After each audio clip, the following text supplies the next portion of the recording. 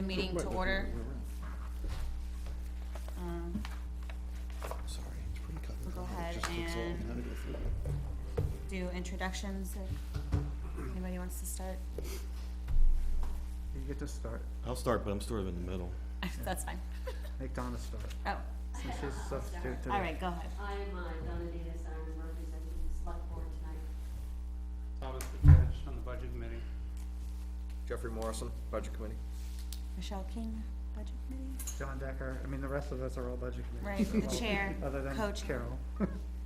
Carol Martin, School Board. Robert Kelly. Sandra Jones. All right, we have a couple of people missing. Yep. but Michael Kelly isn't gonna be able to make it tonight. Michael Keister is also not gonna be able to make it tonight. And I can't check my phone, my emails for Tom Lavelle, but I don't recall. I think he's away this week because we tried to schedule transportation and he wasn't available. Okay. So there's 3 people out today. And did everybody have a chance to look over the minutes from last time? I definitely read them over. Did anybody have any discrepancies, or, I know I saw emails going back and forth, but does everybody feel fine with accepting those minutes? All right, I'll make a motion to accept the minutes of, I don't even remember the date. 11. And I will second. 11/18. Okay, all in favor for accepting the minutes on 11/18? Aye. Aye. Do you want us to abstain? Abstain, those abstain. Yeah, thanks. All right. All right, moving right along, what, Next to the microphone. Just going by Kelly's suggestion. go ahead and do, start with the school. Sure, hello. How's it going? It's going great, thanks. So thank you very much for taking the time and having us come in and visit. I know, I think everyone at this point in time has a binder. For those who are not here, we have extras, so we want to make sure that everyone has one. This is the first blush at the budget, with the budget committee and in the binder. There'll be more information coming, including the tabs that will separate the different pieces of information in coming meetings, so. I'm Susan Levinson, School Board, so here to help answer questions and present the first draft. I'm sorry, I'm Chris, did I say that? No. Sorry. You just jumped right in. I know, I know. this is, well, you know, it's like I'm talking to Michelle. I know, I'm like, hey, how's it going? I'm Chris Souza, the principal of the school, so thank you. Nice to meet, I know most of you, but not everyone. Great. Welcome. Thank you. Welcome to you.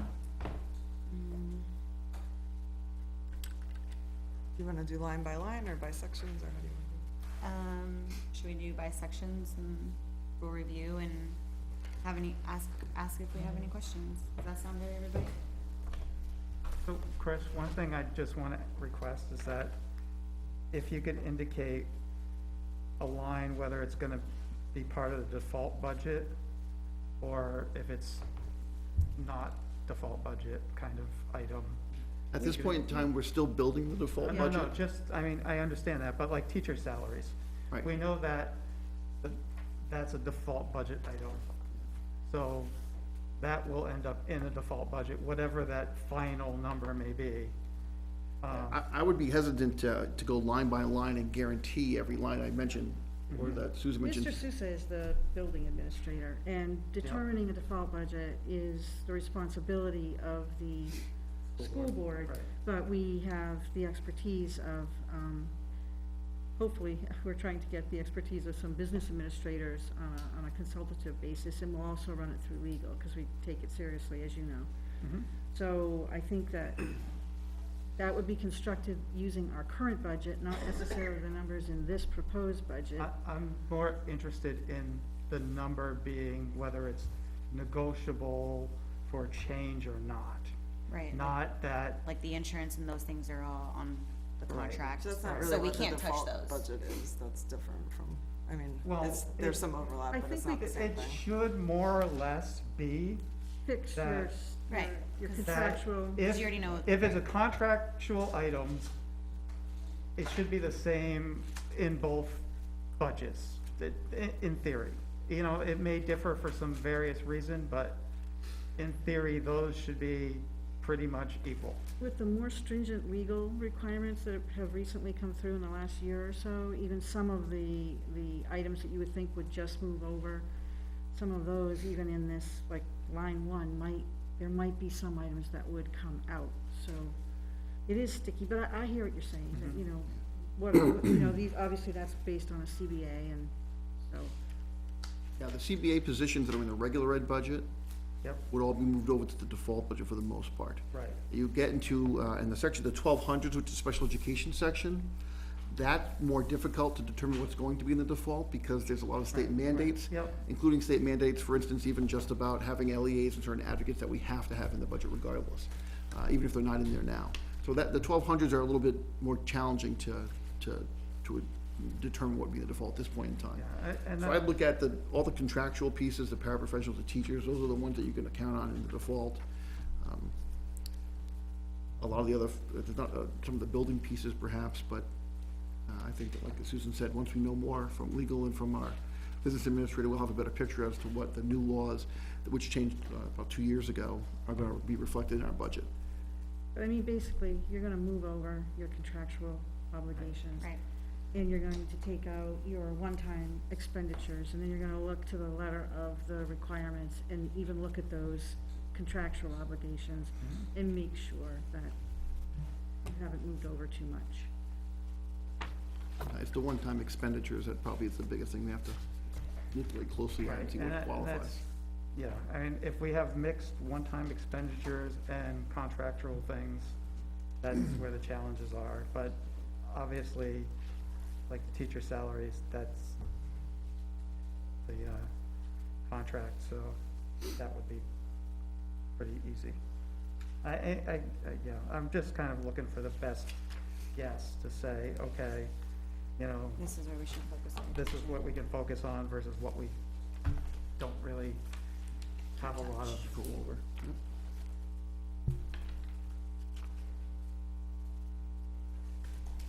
Where are we with, the buses? Aren't we up for contract? Have you So, guys contacted? I was thinking it may make sense just by page to have them highlight anything that's changed from the prior year or just stands out. I don't think, and then we can jump to Okay. stuff, cause I don't even know what page we're on. No, It's I just to don't, I keep didn't everybody see a page, together. I was just. Yeah, the buses are in here, but, The we just received the bids, we haven't met as a Go by committee yet. section, and, that's what I'm just trying to find, so just go by section.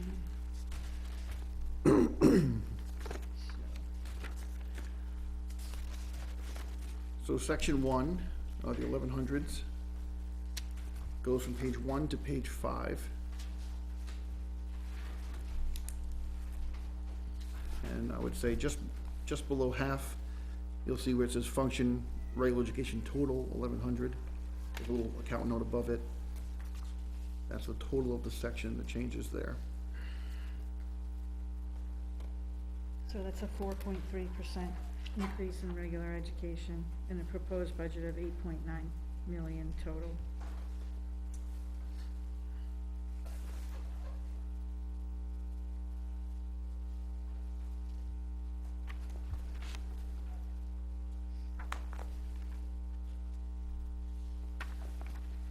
You'll see some notes in there around, software had an increase, it's still not a big line item, but it's a $1,900 increase. They'll make a note due to, the fact that we were sharing those software costs in the past, and now we'll be doing it independently. And we are looking at Which line are you software. on, Sue? I'm looking at line, 1100, 5650. That's just one example. On which The- page? Page 5. The, Transition Committee is looking at the software that was in use at the SAU and looking for efficiencies there, to make sure there's no redundancy and that we have the best possible costs. And one of the things that we are experiencing is you'll see modules that have increases that I think are fairly extreme. And then on top of that, you'll have costs to move the data over. So that's what the transition committee is looking at right now to try to, if possible, mitigate some of that. We were able to make cuts along our general supplies and testing supplies to try and reduce those numbers. We asked our staff, when they looked at building the budget, to, in essence, build a zero-based budget, really go back to what are they teaching, what do they need, and separate that from anything they might want. And quite frankly, the wants we left aside going into this year. We really focused on what do we need to do to continue the quality education we're providing. So there are several areas that we shifted, like for instance, as Ms. Levinson mentioned, while we were able to do some of our supplies and testing supplies, in some of our textbooks and periodicals, we increased our software to offset some of the materials in the classroom that we're no longer going to be using. But the deficits outweighed, the cuts outweighed anything we added in.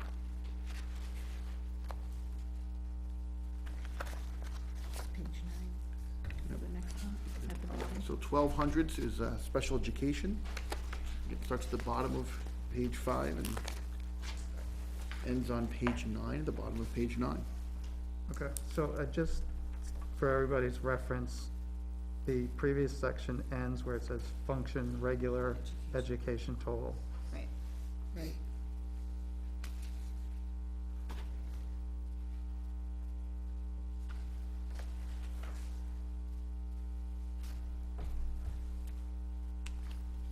And you can see at this point in time, special education section, the 1200s, is a reduction of $22,070.32. So 1%, just a 1% decrease.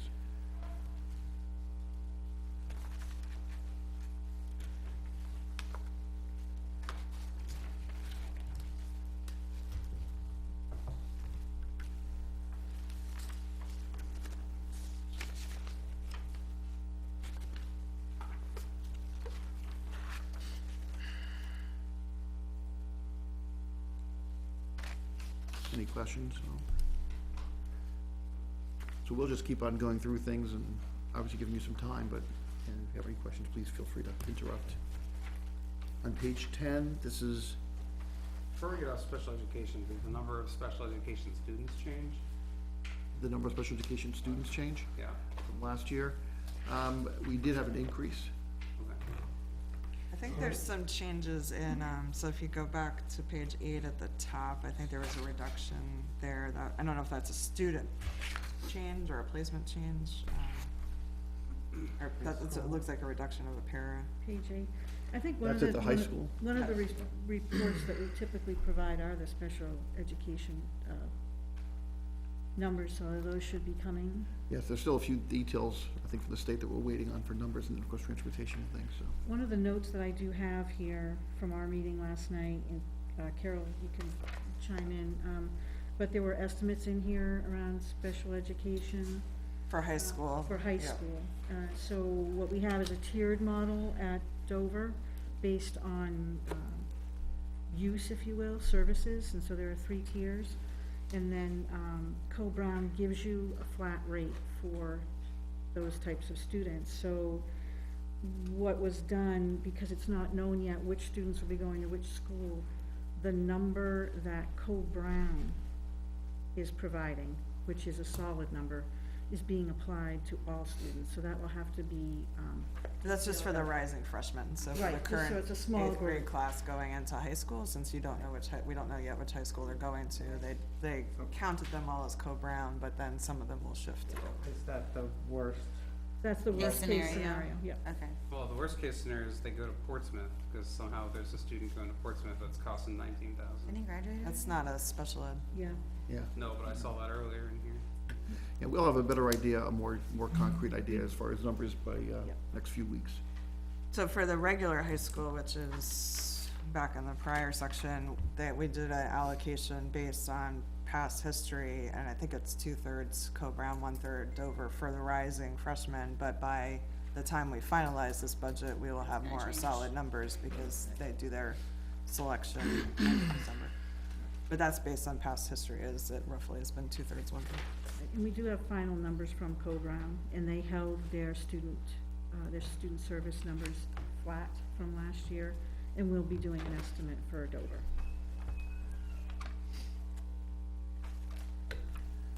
All right, so on page 10 at the top, there's the Medicaid, which is just one line, the administration cost. Underneath that, there's our co-curriculars, which includes our coaching and our clubs, et cetera. And that's, the majority of that is salaries and then dues and fees to who might participate with. Underneath that is our athletic program, and athletic stipends, officials, et cetera. We're level funding or reducing in those two lines as much as we can. And the total athletics are on the bottom. Page. All right, so the uniform, so the replace other, the account note, the uniforms applies the replace other, right? Of uniforms, yes. Yeah, because that's the stuff that's weird, because that's where it leaves a big space. Yes, So- yeah, in the software. Mhm. Yeah.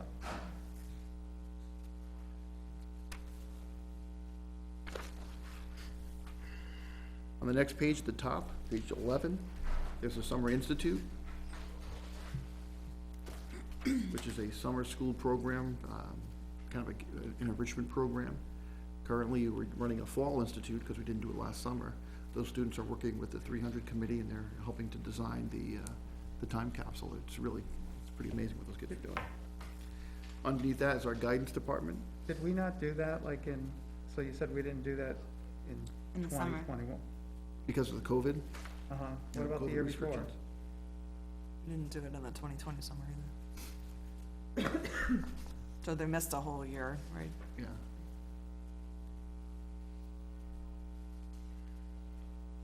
Underneath that's guidance.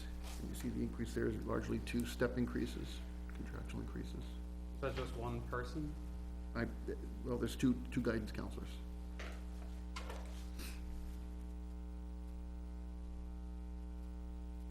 And that was a staffing change, which is why there's an increase for salaries. I also think there was a step increase that goes along with that, Right. Coming up too. Underneath that, What kind of staffing, like a change in person? Yes. so we had a change in person, and then that person also anticipated for next year a shift in experience and education. Yeah, So okay. the step increase that way. Yeah, there wasn't an increase in a person, it was a change of a person. Correct. Change in personnel. Underneath that is the nurses. That's the bottom of page 11. And that goes all the way down to the bottom of page 12.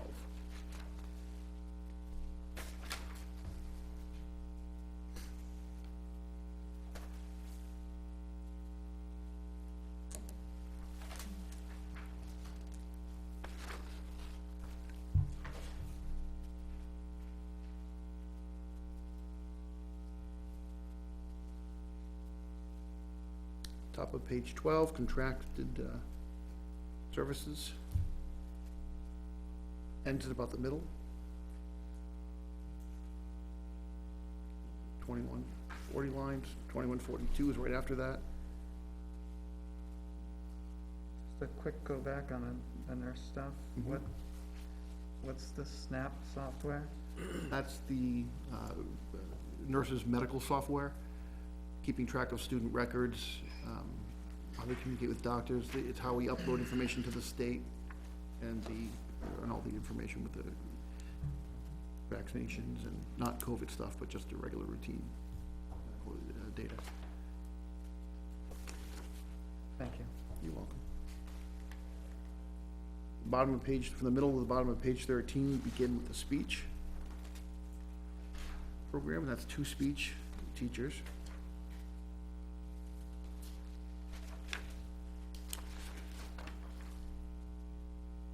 And that goes down to just above the middle of page 14. 2150.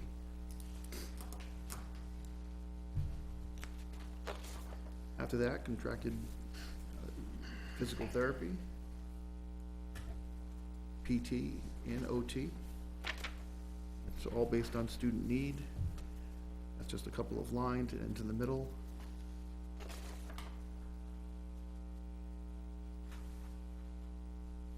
We begin the 2200s, which is our curriculum information, curriculum resources.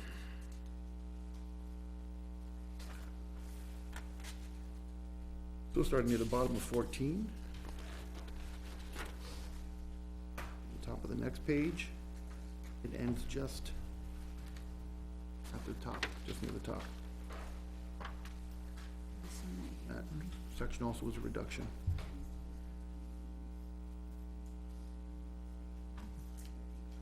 Our staff has been very good about giving us time over the summer, and while we try to See, that's the accommodate problem. them That with note goes for a this. monetary stipend, that's really That's, quite small for the amount of time and hours they put in.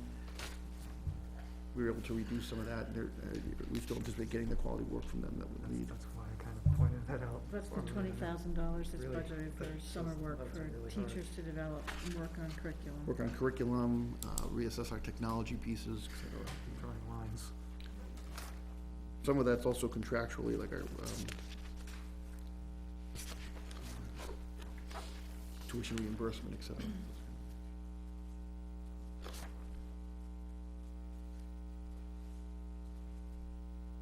Underneath that's our curriculum director section. Starts, just about the middle of 15.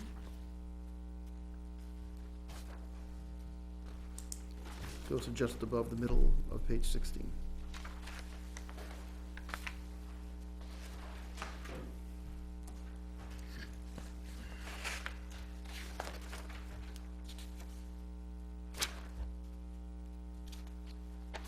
And the increases there are all health insurance and contractual issues. Starting on the middle of page 16, our library section, 2220s.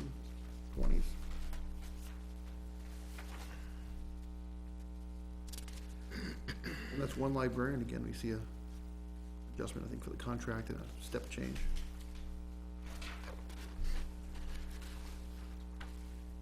Function numbers at the bottom of 17. Yep. The library ends on the bottom of So 17. the library's got a $9,810 increase. So it's a new librarian, you said? This is her second year, Okay. but But she's she- having a step increase. But she has, okay. She increased her education, the qualifications, Yeah. certifications. All right. So when you say step increase, this is a union mandated pay raise? Yeah. So there's step and track, right? So Yeah, what could be a track increase, right? it's probably, right, this is a track Track increase, that's increase. the extra amount. Right, thank you. So if they were to get a master's, then a master's plus 15, and a master's plus 30, each track gives you a bump in salary. Yeah, but it's not at the discretion of the school or taxpayers at this point, right? No, it's built into the contracts as outlined, This is the contract that was approved back in 2019. 19 to 22. Next year would be the last Yeah. year, it would be renegotiated next year. Because I went back and I looked at that, so the 2019 warrant article, number 3, that the voters voted on, the full recommendation, unanimous recommendation of the school board to approve the collective bargaining for the teachers. In there, it was told to the voters that the increase in salaries and benefits for 2022 to 2023 was gonna be $95,560. Just the teacher salaries alone are $165,000, which is a 73% higher than what was told to the voters. And that's just for teacher salaries, that's not for the benefits, which have also gone up. Right. So, I mean, the voters didn't approve this, the voters approved $95,000, and this is Well, built in- multiple times And that. the challenge of that, of course, is that you can't anticipate track changes. And People don't- staffing changes too. And That staffing was based on the changes. staffing when the contract was. Right. So why are the estimates so poor? Why are the estimates off by like 3 or 4 times? Well, they're based on the current staff we have at that time. And But they're the always current off. Every education. year you come in here and there's just huge increases well beyond what is told to the taxpayers. It seems like these estimates are being lowballed so that these Well, things the- get approved. Our estimates are based on the best information we have at the time. I'm very pleased to say that we don't have a lot of turnover in Nottingham, so our numbers are not that drastic compared to other towns that do have a lot of turnover. But that sounds like an so- excuse for this year, but it's been going on for Well, 3 it's years not an now. excuse, that's We just the should- fact. Well, think we next year, should- we're gonna have the opportunity to look at that again, so. I know, and actually, this is a good time to ask about that. When you guys negotiate the collective bargaining agreement with the union, do you guys do that in secret, or is the public able to listen in on those? Mr. Sousa doesn't participate in it. School board does though, right? Yes, absolutely, and those are done in non-public. They're not public? They're not even Non- meetings they're under the non-public rights to know law. meetings. So are you guys open to allowing the public to listen in on the negotiations? I mean, that is something that has been talked about over the years, and I know that there are, They're confidential under Yeah. the statute until the until they, agreement is ratified, so you can't open so I them. don't Well, think, it's it- some, No input I, then? my Taxpayers have You no do, input? you vote on the contract. my understanding is that some towns do it publicly, where you're allowed to hear it, and there's been discussion about having an RSA put in, a Right, law that put is in being to force this to be public.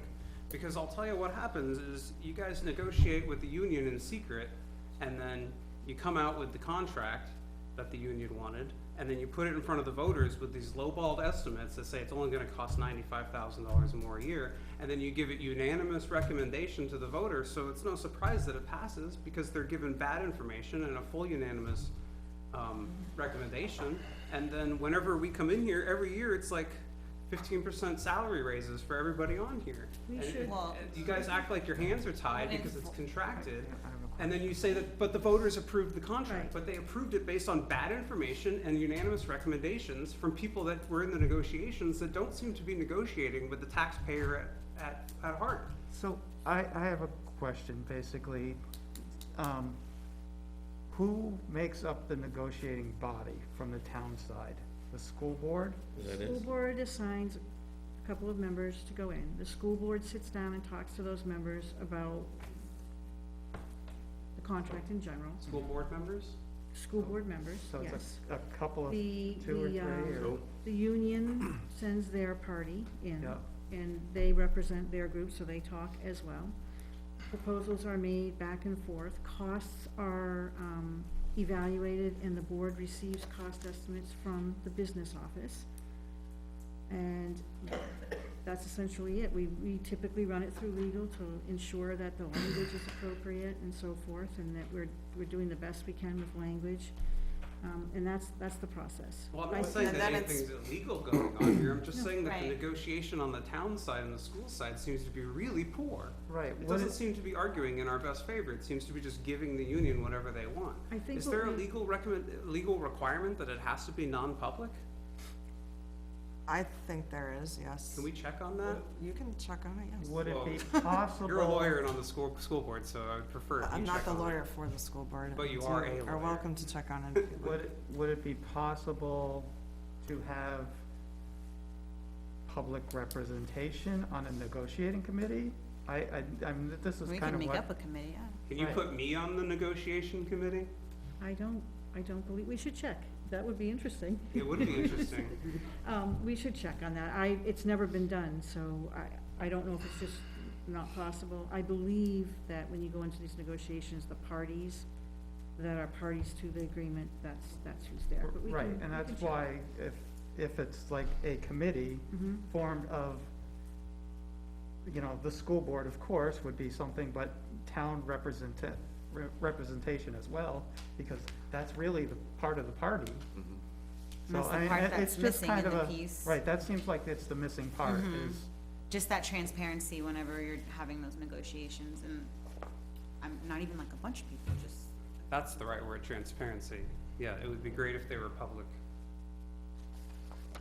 We can ask about that, Right. to your concern. And I think that what we could also do is just kind of look at this number and look at what else is in here that wasn't in the estimate. So we can try to figure out what those differences are.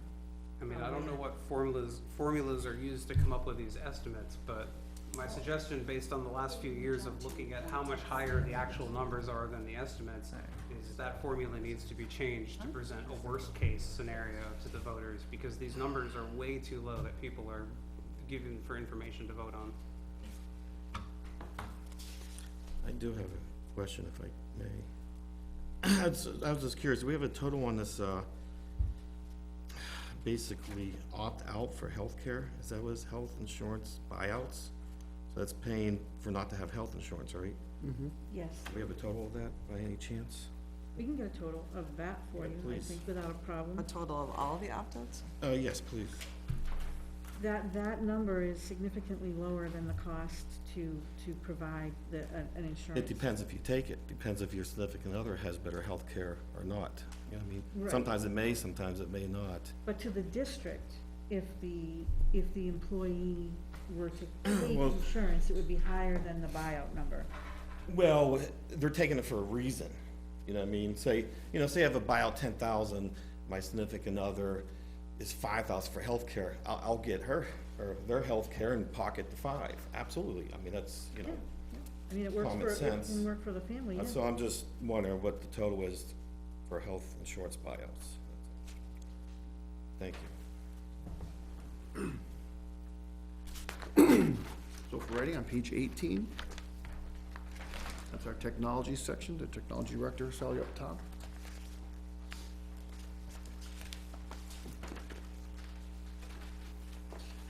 And that ends in the middle of page 19.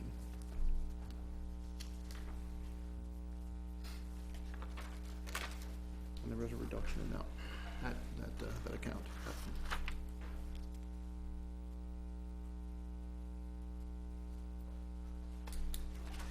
Underneath that is our school board section. Also a slight reduction.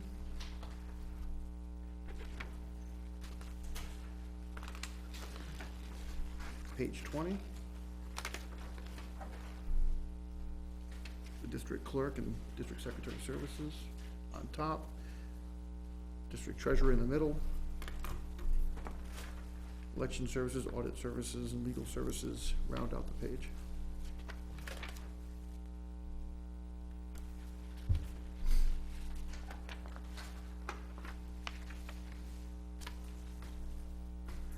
Top of page 21, function of the office of the superintendent.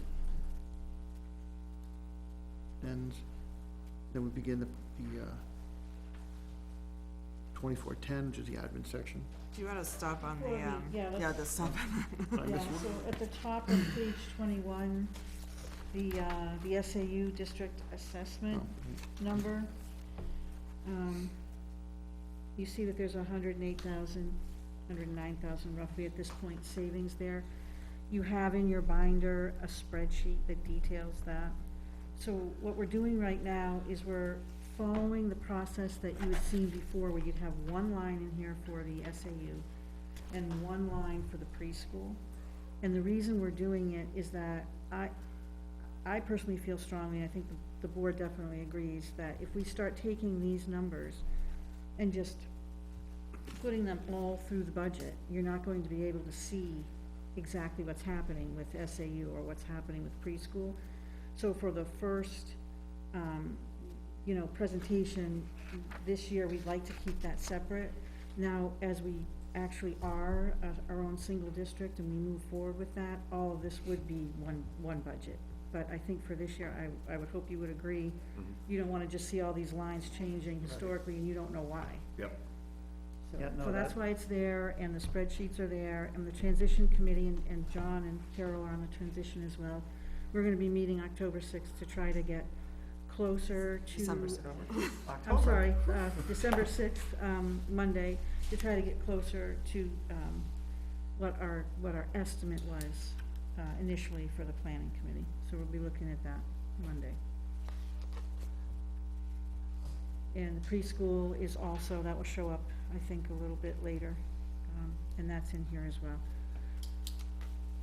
And we have also been told, right now, we share space with Northwood, at the Northwood School. There are 2 small rooms there that total 720 square feet. And because they're gonna be a single district, they want to use one of those rooms for another purpose, so they will not have room there to do both districts.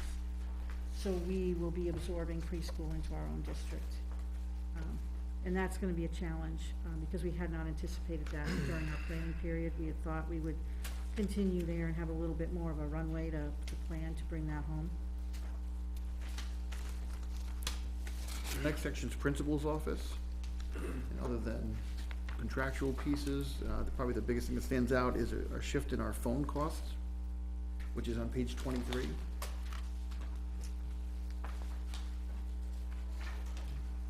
And we had switched over from our traditional copper lines and services to a voice over internet protocol, a VoIP system. And it's difficult to look at the spreadsheet this way and really understand totally, but when we look at some of the actuals in the past, although you can't look at necessarily the 6,000 for this year, but you'll see the costs vary a bit. When you have the copper lines, not only are you paying for a base rate, but you're paying the per call. And then we're also paying separate online fees for any type of, I wanna say Zoom, but, video conferencing. So we're able to work now with voice over IP and through Zoom, and we're including for 10,500 as a flat rate, all of our phones and all of our video conferencing and internet-based conferencing systems. So we'll see that as a savings over time too, because we're not gonna be paying the per call rates. We still have some copper lines that we need for the elevator, for fire and safety, and the fax machine, but they're nominal. In this, there's also money set aside for new SAU phones, $1,500 for that. And that's the biggest increase we see. If we have at the school. Right, I would assume that would be built in somewhere else then, right?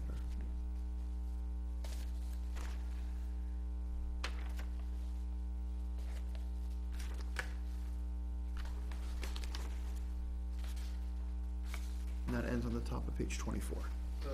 Before we get off to 23, there's, $3,000 in postage there. What is the postage used for? Mailings that we've done, we mail out, in the past, we're slowly shifting away from the postage, so I expect to continue to see a reduction in that line once we have, quite frankly, a normal baseline.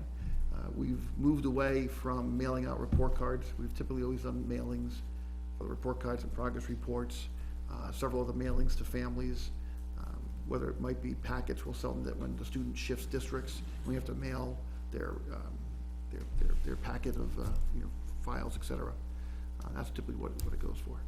Does this include is this money used for promoting the school edition? Never. Okay. Where does that money come from? Nothing from the school, that's all it is. Well, when the school edition people send out mailers that say, Just we private need the fundraising. school edition. That's gotta be done through Private. private fundraising. But wasn't that included as part of the school warrant article thing last year? Had, Does that come out of the, school board budget? no, we do not use mailer. public funds to advocate for, Right, no, I'm not saying the mailer that says that this is the stuff that is on the oh, like the ballot. town does, you Right, can the do informational. you can Right, do that an informational information. Warrant mailer. article or So that's something. like $300 or something, Right, so but that, I don't know if that that's in comes- postage, I don't know which line that is in, but that mailer that goes I was out, wondering if that came out of like the school board line or items or something. it probably It is, might be in I the think school it board is in the section, school under- board I think section. there's postage in the school Okay, board 'cause section. Michael too. Keister was saying that the facilities commission or whatever, they thought that the reason it wasn't, that it had been voted down was that there wasn't enough education of the townspeople and that they needed more outreach and more mailers and things, and I've been asking, who's paying for all this? Who's gonna pay for more mailers? Yeah, Because, I think that I think that what he was saying, I didn't hear him say it, but the reality is, if you wanna get a school edition, you need to have grassroots involvement from the stakeholders that are gonna use it. They're the ones that need to drive it, and I think that's what, I didn't see, there was well, an and I absence told of him, I that. said, I think they did an amazing job getting the word out. They sent all these mailers out, they had all these presentations. I don't think there's anyone in town that didn't know what the school wanted and what the school's reasons was. It got voted down because it was too expensive and it's during a trying economic time. And they say that they're trying to reduce the cost of the addition, but they're reducing the cost by like 7 or 8% or something like that. Well, downsizing the size of the addition by like 15%. And I have been telling him that voters are not gonna change their minds based on an 8% reduction in cost, that they're not even gonna notice that. It would have to be like a substantial, like 30% reduction in cost for someone to change their mind. Asking for $8 million and then asking for 7, you're not gonna get much of a difference. Well, either way, that's not something we You build guys into the haven't been budget. here, and during that discussion, he said that he would have you been here. 50 cents a mile, maybe, whatever the heck it is. This might sound like a silly question, but y'all have, all of the teachers have ID badges, and what's this, what do you use the swipe card for? Just on Yeah. this line, it says. The ID to- badges and the swipe cards, that's how we get in and out of the building, so there's no, we have mechanical keys, but staff doesn't have mechanical keys to get in and out of the building. Okay. How do the children get in and out of the building? We open the doors for them. So it's like a prison? So y'all have somebody y'all already work with Not at all. for? Y'all have somebody y'all already work with? They can get out. For the, Right, parents? they just can't get in. Yeah. Door's only locked one way. It's the not both opposite. ways. That's the opposite of prison. Can I ask the question, please? What's the total enrollment, I'm sorry, of students today? Today, 476, I believe. 476, okay. What's the capacity of the school? We know that.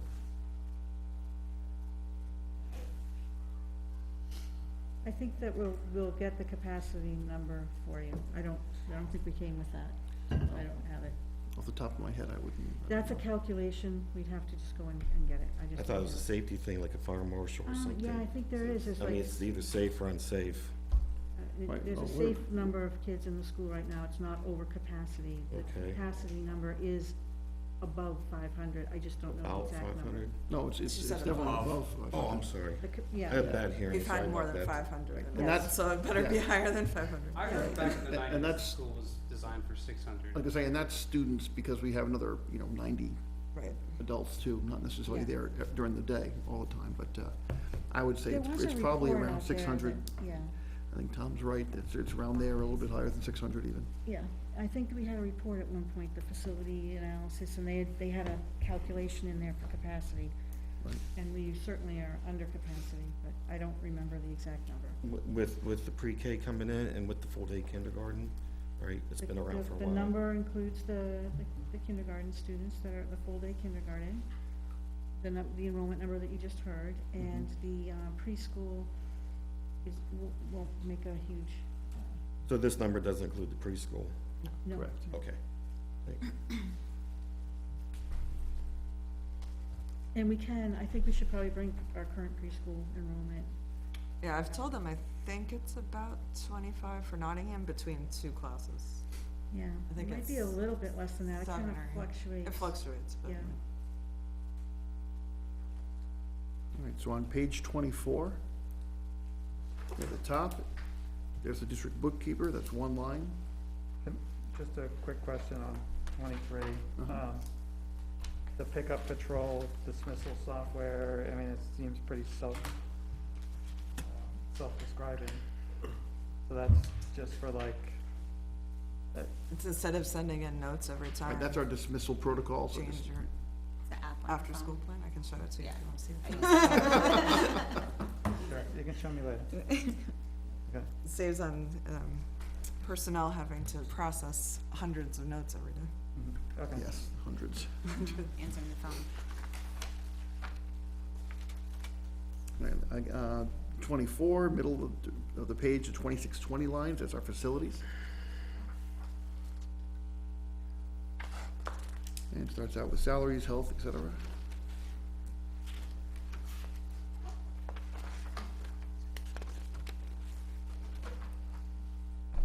I'm sure there's gonna be more questions on this. It ends on page 27 in the middle, function of operations and management. How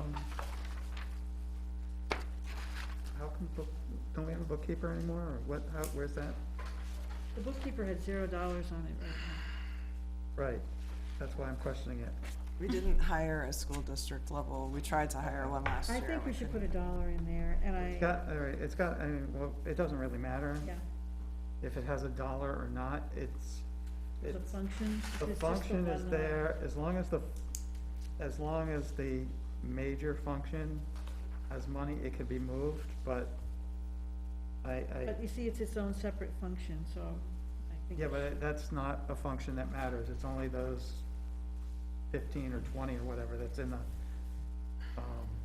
the town report. Those are the ones that, if any of those are zero, then you can't put money in it. Correct.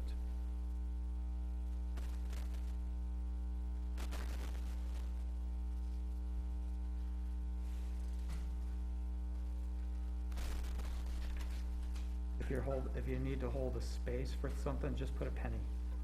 Well, once we split out the SAU costs, there will be a bookkeeper, so that line is actually gonna Yeah, change. Yeah, and that's kind of why it It'll was become a redundant line, I think that's why. But it should be in the other, It's in the Fine. SAU number, not the. Okay. yeah.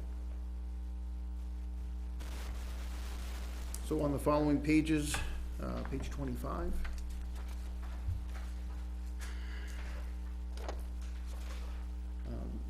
Particularly, we've been going back and forth over the years with our waste management costs.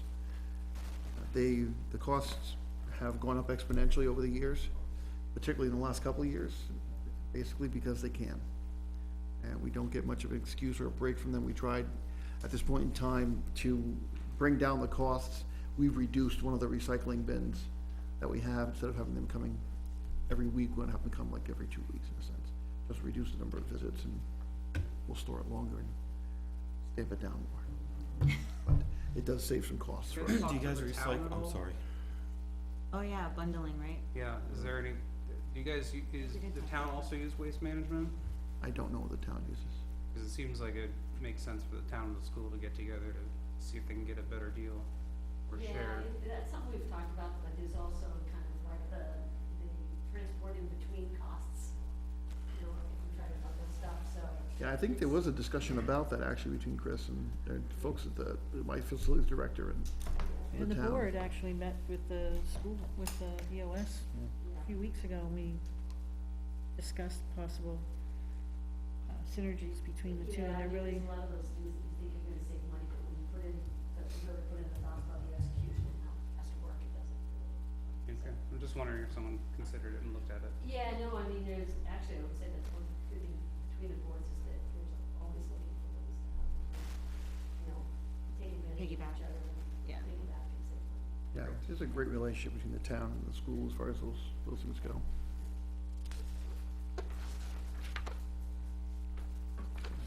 Page 26.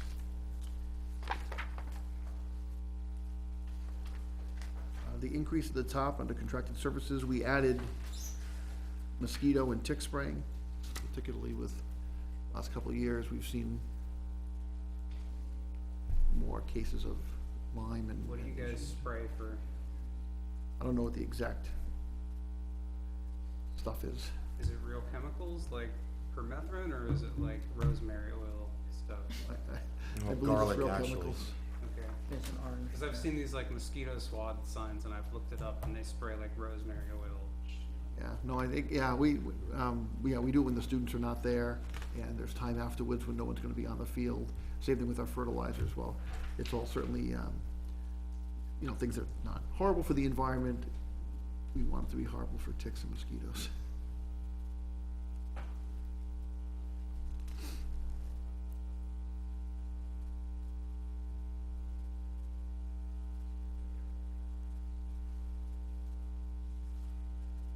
The bottom of the page, you see propane.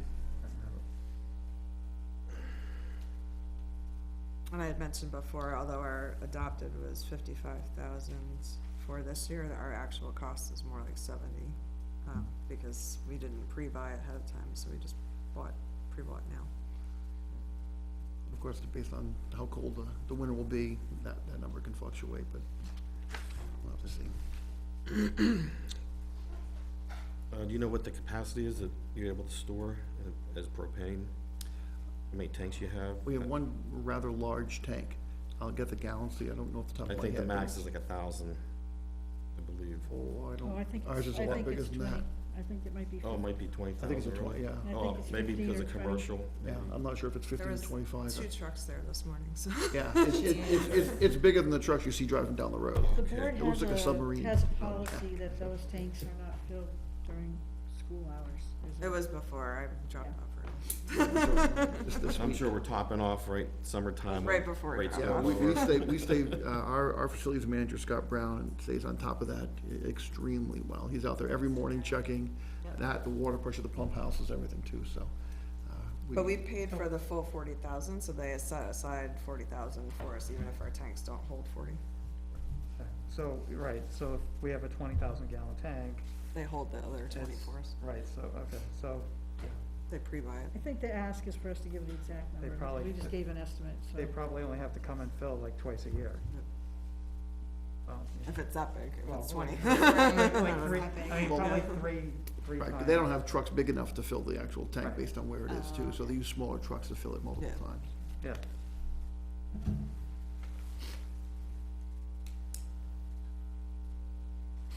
There's some modest costs on equipment and furniture.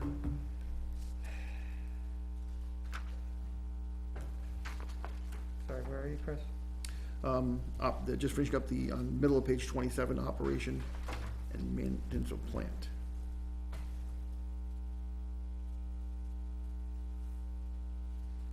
Underneath that is 2630s, which is ground maintenance, that's its own function. And that's our mowing and trimming contracts, fertilizing, et cetera.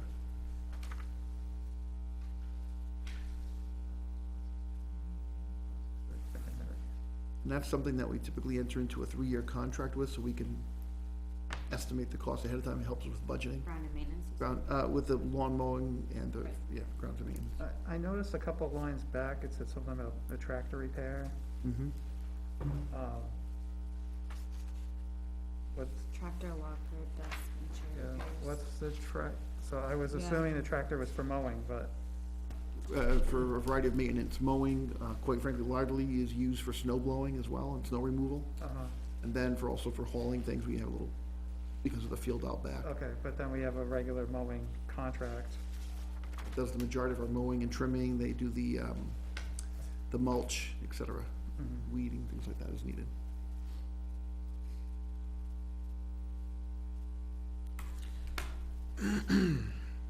Is it? So that's just the repair, oh, well, that's a bunch of things, sorry. Locker, desk, okay. And we've lowered our I was repairs. gonna say, it must and be a maintenance. big tractor. Oh, it's a John Deere tractor, just it's a, one you would buy for your lawn. Oh, okay, that's a, So, Yeah, but there's a lot of different pieces that go into that, yeah. We've reduced that, I'm a little concerned that we're pretty tight on that. We don't have rubber room, if you noticed in the past, we've had sinkholes, and lightning strikes, and, so we'll have to just, cross our fingers too and see how we go. But our maintenance directors work really hard to tighten this budget as much as possible. yeah, I only asked because of this other mowing, the ground maintenance contract and stuff, so that's. Right, yeah, and we do cut the lawns occasionally, mostly the athletic fields as needed, because they might need it more often than the once a month or, So basically, you have the capability to do it. It's also used for snow blowing. Yeah. So, but most of the time, it's done by the grounds correct. maintenance. If we had to cut all of our lawns and maintenance and trimming, Yeah, we it would would be need, forever. we would need a lot bigger budget for, a lot bigger tractor, as Rob points out. And, yeah, you need a commercial and one. then we would need probably personnel, more additional personnel to Right, do that. 'cause right. it's- So Mr. Brown is the one that picks up all the snow, like he snow blows like the entire parking lot, right? Or do you have someone come in? Or the The town town, does the it. town, that's a place, a good example I've of seen where the him out there town before. works together. So the town does our roadways and the main parking lot, Okay, and if we need any other extra places plowed, they're really good about. okay. And we can call them pretty quickly and say, hey, we Oh, need this yeah. done. They're great, with that. So we snow blow all the walkways, sidewalks. Okay, maybe that's what If there, where the students get a lot, in the back, the road is dirt, so we'll plow a lot of the grassy areas, so there's room for them to get out of the cars, et cetera. Those kind of Okay. things. At the bottom of page 27, we move into, there's transportation. 2720.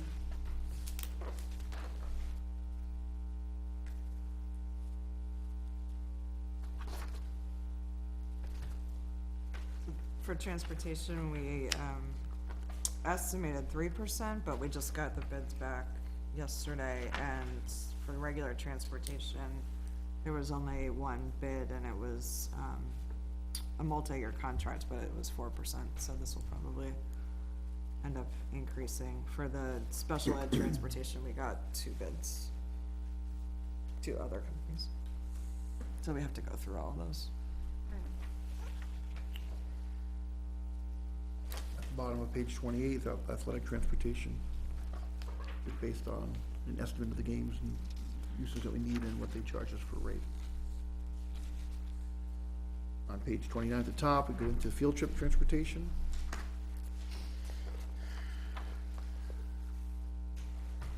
And then, of course, there's homeless transportation function. Underneath that, building improvements. And then food service begins at the middle of page 29.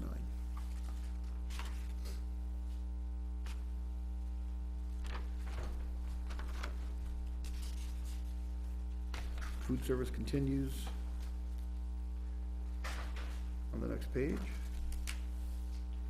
That's right, And- it's on 31. We did see on, yeah, on page 30, and we do see, at the bottom, there is, a slight increase for the mealtime software, and that's the software we use, as parents can go online and load and pay. And Mealtime. for my mealtime, and it also allows us to track students and report to the state, particularly on free and reduced lunches, et cetera. Those kind of things. And then, as Susan mentioned, it ends on page 31. At this point in time, this snapshot of the budget is, we're proposed at $15,111,270.38. A difference, $234,252.76, or a 1.57% increase. Do you expect this to change substantially?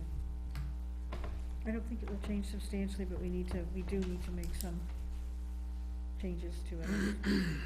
But it's not going to like 8%. I don't think it's not going to No, 8. no, Well, I no. mean, I- last year you saw all those big increases around the retirement system and so forth, that would be hard to, Occasionally, they'll. crazy to they do co- that again, right? Yeah, they come as a Well, surprise. It's when- been 3 years in a row with like 6, 7, 8% increases, so. Yeah, Well, I and like again, with 1.57. the state continually downshifting costs to us, it was hard to kind of anticipate for them of these pieces. Right now, there's a little bit of stability in the state, and, we're hoping we can maintain that. I think it was a great idea to do that zero-based budgeting, and, that's, I think, makes a huge difference, honestly. Thank you. So even though No. so the percent increase was 1.5%, what is the total change in enrollment? The old number I had in here was the June 2020 enrollment, so that would be post-pandemic number, so some people dropped out, I know it was higher, but that was 807 total for the school district, or for, not the school district, but Right, With the high and school and stuff. everything. here in the high school, that was 807, and then back then, the budget was 13,533,000, so that's 16,700 per pupil. And then the new cost at 15,100,000, but we're down to 795 or so students, so that brings the per pupil cost is now up over $19,000, so that's, the cost per pupil has gone up 13%.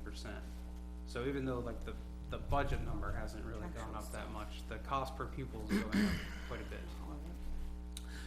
But, I'm sorry, I didn't think they used the whole budget. That wasn't a 430,000 back? Was that less out of the budget? I was using the actuals number, I assume that's what was spent. You're using just the actual number from, I did the math with this 2020, 2021 actuals. yep, Yep, That's not the budget number, right? That's the That was the money actual spent? that's what was Yeah. actually spent. Yep. Alright, so I thought that would be a fair number for the cost per pupil back then. So I mean, that's still a substantial cost in per pupil. So at 19,000 per pupil, we're well over the national average. What number did you Last get I- again? Huh? What number did you get again? I'm just jotting it down. I took 13,533,000 and I divided it by 807 students to get 16,770 per pupil.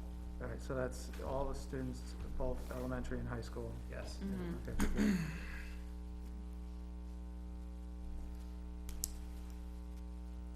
Because, I mean, honestly, you can break it down further by spending a little more time by looking at the high school versus the elementary. Yep. And it actually is less to tuition the high school students because there's no facilities involved. Right, but I'm just from the whole. Yeah, no, Right oh, you're now- doing it overall, I mean, Yeah. that's, What the town's I- getting. It's- yeah, exactly, I just Right. wanted to get the picture. It's a That's- fair comment. Yeah, this says national average is about 13,000 per pupil, so we're well past that. Yeah. So do you have the New England average? No, Yeah, because I know New England's just generally higher than, yeah, well, most of New England has a spending problem. yeah, fair enough. I'm just curious, that 1.57% increase, that's increased over the last year's budget, that doesn't include the 430,000 that was not spent? That came back to offset the tax rate, so that's not part of So, it. right, came Yeah. back, so I'm just saying, so is that correct though? That- So you didn't need the 8% increase last year if you're getting back 430,000? Correct. Is that- And then am I that missing eight, something? that 400 and some thousand is still in this number because you're comparing. That's what I'm saying, so your 1.57 increase plus the 430,000 that you didn't really use last year. That's, not that's in really the cuts. actuals for the 2021. You gotta remember that the adopted budget is the current Current school year. year, it's like, we're not even halfway through yet. Okay, So the 1.57% is compared to this current year that we're in right now, okay. budget. One of the reasons we had extra money last year was because of COVID and all the spending that we didn't do because of all the programs we couldn't have. That's why we had, that budget was created before the pandemic started. Yeah, I mean, didn't unfortunately, COVID's still anticipate it. here, I think, unfortunately. Well, unfortunately, our schools are fully open now, so Thank goodness we for can that. do things that we couldn't do last year. Yeah, and it's paid off, the benefits, you know, you look at certainly our costs, but our quality. I mean, we're still a top-tier school in the state. I had a question about, high school tuition. It says here that we're sending somebody to Pinkerton and that's only costing 14,000. Pinkerton's Pinkerton's cheap. Yeah, has it, I have you heard guys that's a good asked if school. Pinkerton will take more students and then offered that as an option to parents? We right now have contracts with the other two. We don't have a contract with, Pinkerton, and we haven't Well, no, I approached mean, like, can you just ask them if That they would- have room for more students and if they're willing to take them at that rate? Cause that would save us money. I think our policy right now, the way it's written, is that if we have, and I can't remember the certain percentage, but if there's interest, there's a threshold, then we would, approach a high school and ask your question. If people were asking if Yes. they could go there. Yeah. No, I'm asking for the school to be the proactive Just to one. initiate and ask. And to say, you know, we have other options that are available, because if there's people that would rather go to Pinkerton, they should know that, cause that'll save the town money. I mean, I think that the school district should reach out, since we don't have a high school, and we depend on sending to other What I was towns, we expecting. should regularly, every year, reach out to every surrounding town and say, will you take students, what would you charge? And then Number give that as options to the parents, what's Yeah. available. is the number That's a that good- varies up to Would here. that increase transportation costs because they're worried what here versus? If you have a Well, they would be expected to figure out transportation on their own if they wanna go some random, well, I mean, what's going on with the person going to Pinkerton? Are they getting That was, You custom have, bus drive? they pay their own trans. Yeah, that's what I would imagine. Right. I think it only would get more complicated when you have special education involved in that, where we would have to cover the cost of transportation and, we also have to cover their special education costs at that school. right, and Right. that could get, Well, I'm only saying that you would make it available if it was less than the 2 schools of record. But He's saying drop one Can't do school that. out and pick those two instead of yeah, I don't think these you two. could you legally can't say do it's only that. available to Right. students that are not special education. Yeah, I and mean, only if it's cheaper. I think that might get us into some trouble. Well, I mean, But it's a before great idea those- to- Well, previously, we were allowing people to go to Co-Brown, even though it cost more, they were just expected to pay the few $1,000s difference. It's not a bad idea to be looking at schools around us though, and having that as an offer, I think. Well, and also, if you start sending some students to Pinkerton and you start sending less people to Dover, then Dover gets the message that they're too expensive. You give some market feedback. I know there's almost no competition in public schooling and no feedback, but there could be a little prodding in there. So one additional adjustment that will actually decrease, the cost is we determined last night that this projected, tuition for Dover is a little higher than it should be, so it's actually like 16,300 Yeah, we had or projected something. 5%, and their actuals just came in, what they wanna charge. So that, the next draft, that number will decrease, so Last that's year on was page 4.3 three. last year. Dover, So that's going up, you said? So we estimated 5% for this current year and 5% for next year. The current year ended up being like 4 I think it was point. it was, 4.3. it was a 4.3%. So this at 17,000 figure was based on 2 5% increases, and it's gonna drop down. We did the math quickly last night, it was like 16. 15,817.19 with a 4.3% increase, so. So then when you add 5% on top of that, it will be. I think like that is with it, we had for the period ending June 30th, they were at 15,164.78. Those are the notes I have. Right, so for next year's budget, you need to add. Yeah. About 500, 600 on top of that, yeah. But we have 5% tracking through here instead of 4.3. So the next draft will update that figure.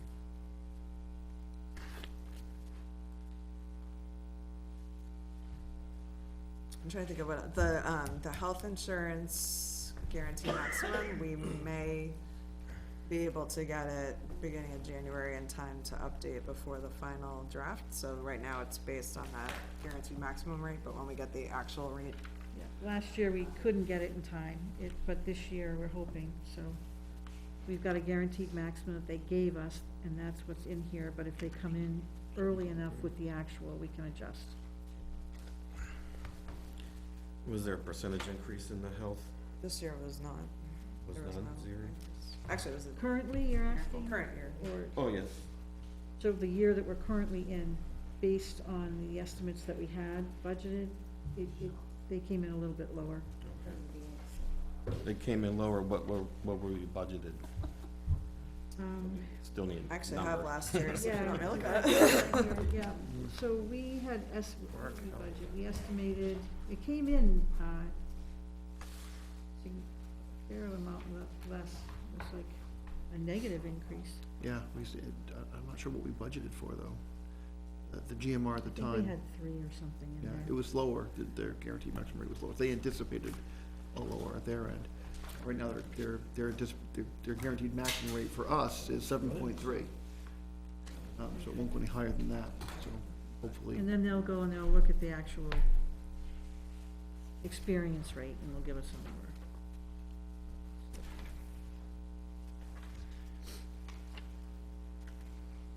I have the last year's I'm looking- budget draft, but it doesn't, I don't see where it says the GMI. But I don't.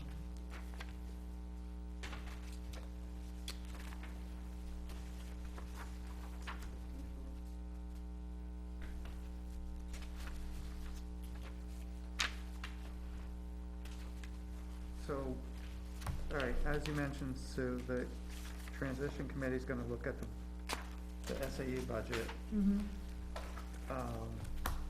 So I don't know if you guys wanted to hit anything in that for today, or just kind of skip that until after we get You've got the something that we backup in really your wanna go binder through. for both preschool and SAU, if you'd like to I think we look at could that. just highlight the positions that we're looking at for the SAU, that might be helpful, and just explain this,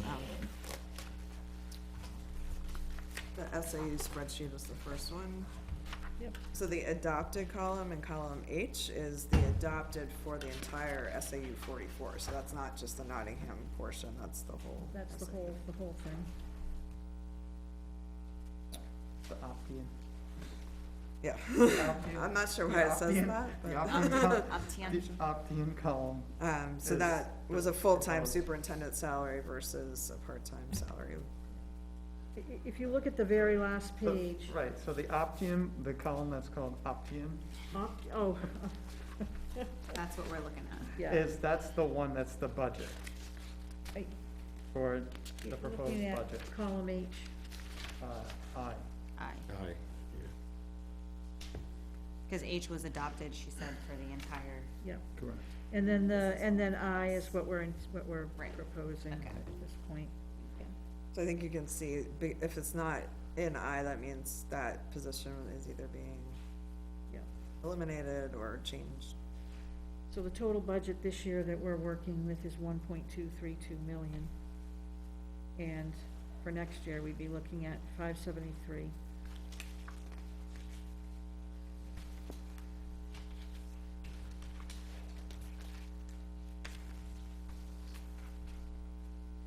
Well, actually 565 after you get all the indirect costs and everything. So, and we had to pay this year 674,000. Yeah, so, all right, so that revenue indirect costs, how does that, so that came into the SAU, Yep. I can get more details on that, but Because- that's an estimate that's provided. right? Because obviously, the 565, 576 number is the one that's carried into the budget right now. But yeah, it's a revenue kind of is.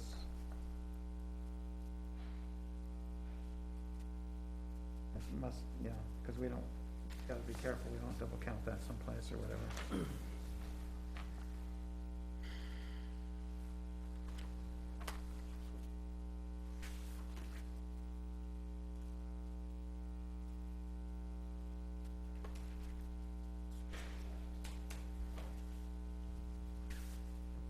is any of the salaries and things gonna fall into the contract that they already have now? Or are they gonna have their own contract, like, So the preschool teacher will be part of the teacher collective bargaining, which is the preschool budget. But none of the SAU staff would be part of the collective bargaining. They are not part of Okay. the bargaining unit. thank you. That preschool budget's pretty solid. So the preschool budget is based on housing the preschool within our school building. That's where I say all those lines will end up getting distributed into the regular teacher lines.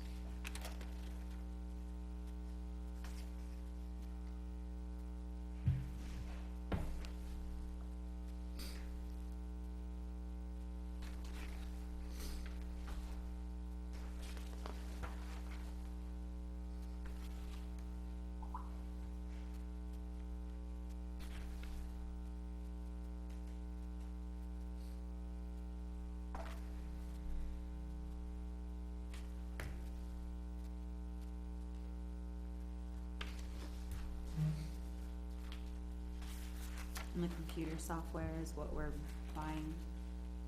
Are we buying computer software? You guys don't know yet, right? We put Because out you're a- going with the town too. You guys are looking at it together, is that right? No, what we did was we put out a financial software RFP. We've had two parties respond to that, and the transition committee will be looking at that as well. I know that's something the CIP was talking about too. Okay. Well, right now, I think we have a larger software program at the SAU supporting both districts that I think was roughly $70,000 Okay. to install. I think I'm just getting my meetings mixed up. I'm sorry. I think I'm just getting my meetings mixed up. It happens, doesn't it, with all these, yeah.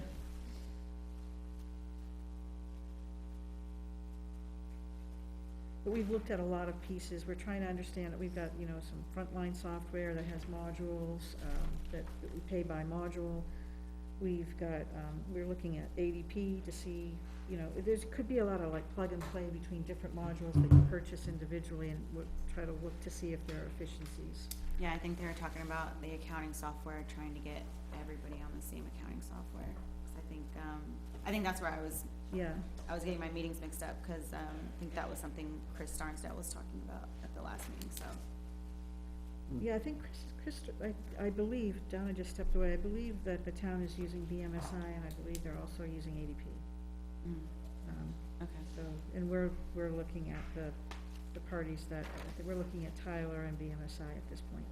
And we've got some info on ADP as well. Okay. Does that sound right, John?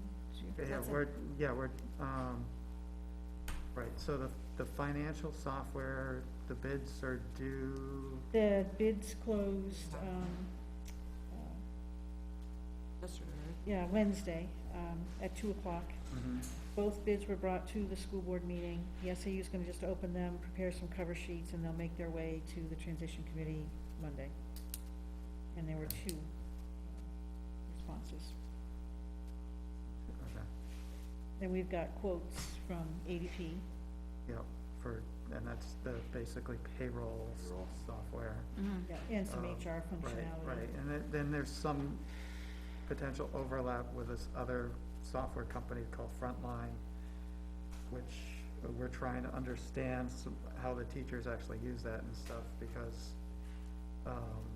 you know, we could replace modules in use an ADP module instead of a Frontline module, you know, it may be cheaper, stuff like that, so. So you do some professional development through that, there's some time and absence management and so forth in that, but that one's $43,000 next year, if we have all 4 modules, including the, Currently only using 2. yeah, you don't. We only yeah, use you 2 don't. modules now, though, so We've purchased 4. we purchased 4. We purchased, We're only which using 2 do we 2. use, Chris? Well, we need to talk about that. Yeah, it would be good to understand that.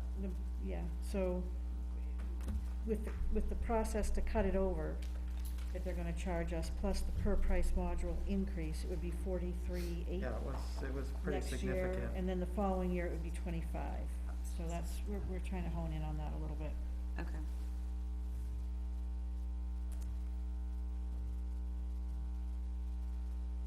Yeah, we'd like to get that at least as close to Nailed the, at least as close to what we proposed as possible. Which modules are you using at the school? We use the absence management and professional development.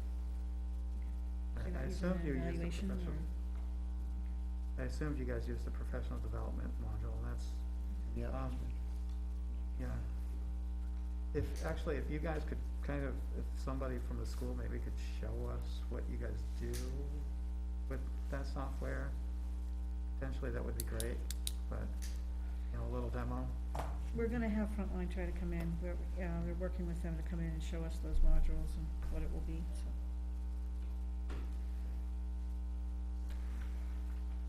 Seems pricey. Right.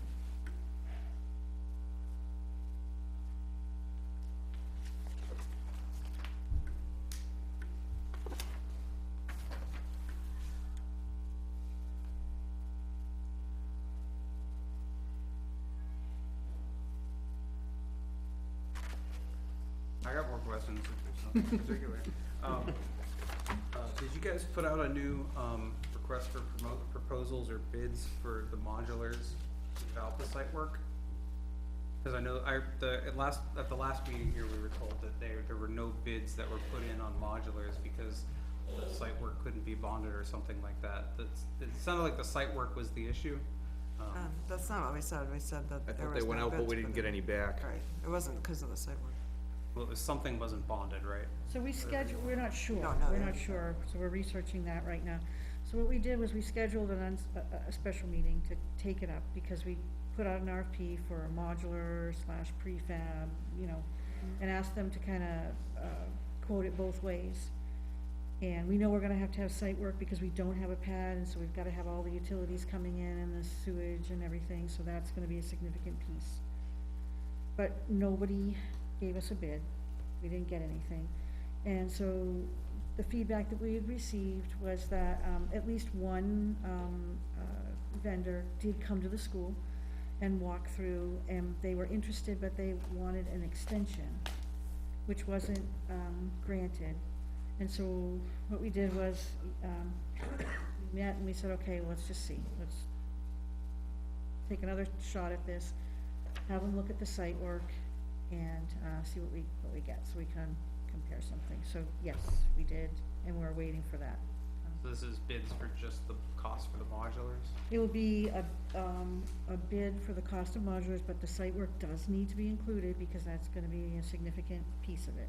Sure. And then the other piece we do need to figure out is if you put something outside and you move certain, classrooms to this new area, and then you wanna renovate the ones that you've got to other purposes to alleviate some of the issues that we have in the school, those costs need to be calculated as well. And some of the questions we have are, how close can the modular prefab unit come? Can it touch? And if it does that create a need for a firewall? And what would that look like for cost? And does that create a need to sprinkle the entire school? Because we know with cisterns and everything, that's like 900. So those are the kinds of things we're wondering about. I'll be sending an email to bond counsel tomorrow. I didn't get to it today, but tomorrow, and we'll ask the question, can you bond those kinds of prefab modulars? So we'll get that answered. So that's what we're kind of. So we might actually get a number for what modulars would cost as an option? We get a bid. Yep, if we get bids, but we did put it out again, trying our best.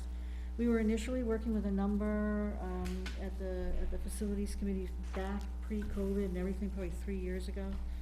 That was about $1 million, but it wasn't, the same size as what we're trying to get, where we can bring preschool back to offset coming back from Northwood.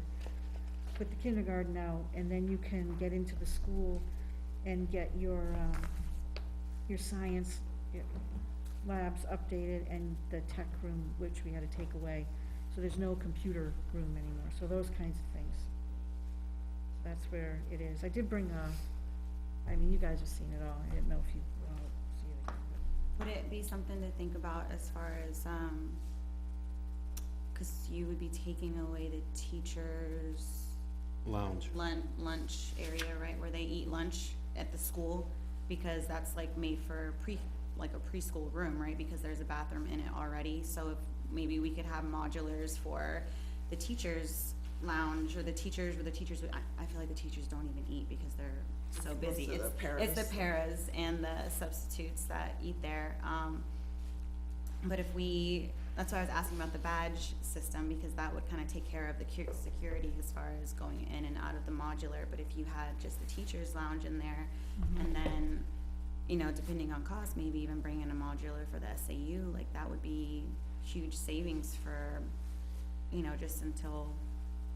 I get a little uncomfortable with the modular for the SAU, only because when the planning committee did all the work, they were estimating, like a room here or some other, option, and the modulars aren't cheap, so it's way more than what we told the community they'd be saving.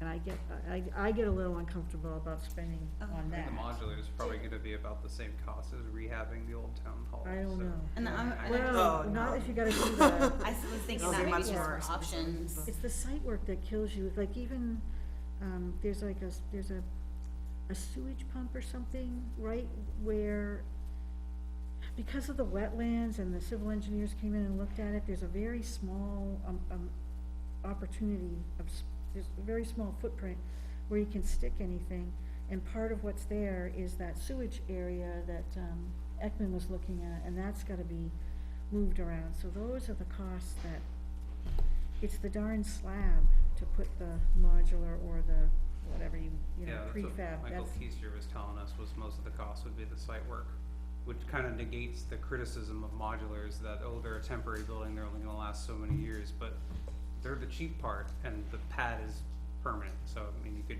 if they fall apart in 25 years, you could put another one on that pad. yeah.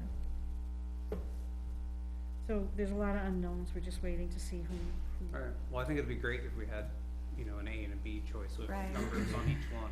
I know the school board had reached out to, I can't remember, Megan was saying it at the CIP meeting for like HVAC reasons, she had reached out to another school for something as far as like comparing cost, right? Like, Oh. another school just did it, so maybe we can We're gonna see what they've done it. I've got a call into Chester Academy, which they tuition their kids to Pinkerton, they're right down the road, they're the same school, like a Right. flipped version of our school. No, I was only bringing that up because, I feel like we could maybe collect costs and similar things from Stratford. Stratford just got a modular a couple years ago, so. I'm gonna You go know- talk to Stratford tomorrow morning. Okay, great. I think his name's, is the superintendent, is it John? Yeah, Dr. Freeman and, John, Yes. you're gonna come, right? Yeah, if, I Yeah. can go with you, that's fine. That'd be perfect. Yep. So, tomorrow morning at 9, we're gonna go and talk to him. And we are gonna place a call to Chester just to look at their setup. And what drove that was we were trying to get the, AC cooling type stuff in, and our estimate was around 3. But they, if you look at their website, got it done for 96. But it could be apples to oranges, we don't know. So Right. We wanted to just go Definitely walk make through it it. work. Right, okay. I do have one question, please. How many classrooms are in the school? Right, you can, there's a, where's that? There's a visual right here, what have we got, 20?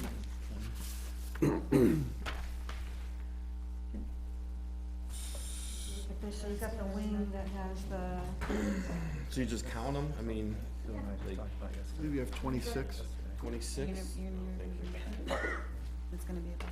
27. what do you got? 7, so is the blue ones classrooms or green? I don't wanna do that, I can get more. for that, 27 but that's all I classrooms, got. right?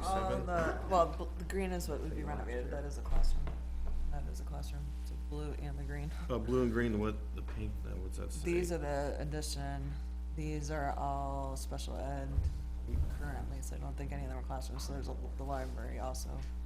So I mean, this whole depends on thing- what you're counting, I guess is what. Yeah, that's what, It's not just special ed though, the orange pieces, that's all our intervention work. Yeah, and the things like that pink, too, though. or, I don't know what you would call it, not the, is that what you're talking about? Yeah, intervention? the Yeah, pink. special ed and intervention. But it's also intervention work, a lot of Which, regular ed students. some of go these there. used to be classrooms and they divided it up because of lack of space. so I mean, you would count that whole square one classroom though, right? You wouldn't count it 4 different ones. What you call it, what are you calling a classroom, just the rooms that have homerooms or? Well, you got an art room, We so have you've got art room and a music room. 24 K through 8, right? This was Yeah, I probably. would say 20 classrooms it's minus, 23, you know. right, Yeah. cause it's one short, Yeah, so if you look at this, 27 classrooms, 1, 2, 3. 7 total. 27 classrooms. 12, that's 1 We have floor, several closets, 24.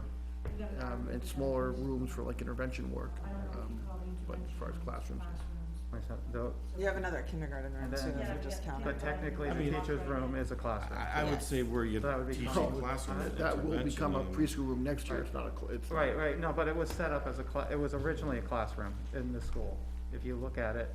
Perhaps That's what they way said. before my time. That's what we got Yeah. told, that it was originally built for. Who told you that? It was like the kindergarten or something. Which one, the teacher's room? Yeah. Yeah, but it doesn't have windows. I don't believe it was ever, not that I It was, know of. it's set up with a children's bathroom, but. Yeah.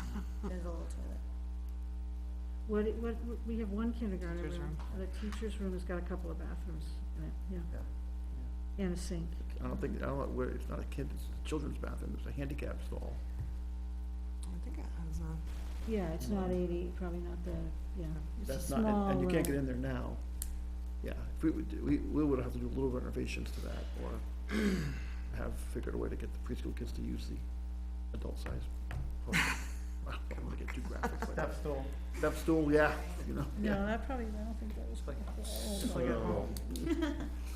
the little potty on top of the potty. Yeah. We were discussing this, last meeting, I believe. So if we put a world, language in there, how many teachers would we have to hire?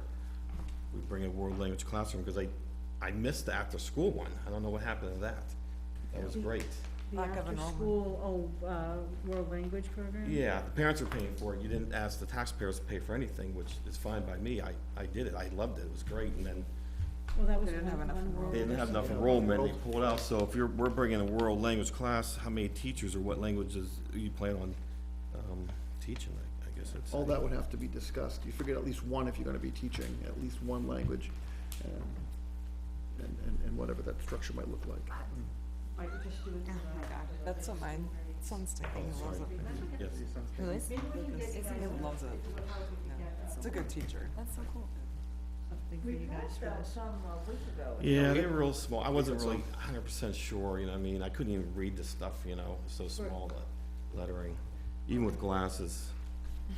Yeah, the one that thing that got passed out last week. Yeah, it's, Yeah, that was very difficult to read, but that's fine. I'm sorry, what is it, what do you? The new, draft plan, which we had just looked at the night before, they had the regular size version, Oh, not okay, the. Oh, yeah, Yeah, it's like impossible to look at. yeah. even taking a picture of it on an iPad blowing up, it was just blurry, they still didn't say what they were, you know what I mean, so I tried. No, I don't blame you, I can't do that either. All right, so anything else about the SAU budget, that questions there? No. But this is the whole total SAU budget, right, not Nottingham, Cor- because we're trying to leave So- it, correct? So in this spreadsheet here, so the first spreadsheet where it's 4 pages, there's, under column I on page 4, there's a total of the 576 number. That's the number that carries forward into, From No, I'm speaking over you, sorry. to page 21 or something, is that what you said it was? It's at the Yeah. very, yeah, page Page 4 of 21. 4 and the very end. So right now, this year, we're paying $674,519.27 for SAU services. And we're, at this point, with this particular budget draft, we're thinking it will be $565,576.05, which is $108,943 savings. The total budget right now for the SAU is over 1.2 million, and we have to contribute 675 of that. Yep. Which is why, one of the big reasons that we're out of the SAU.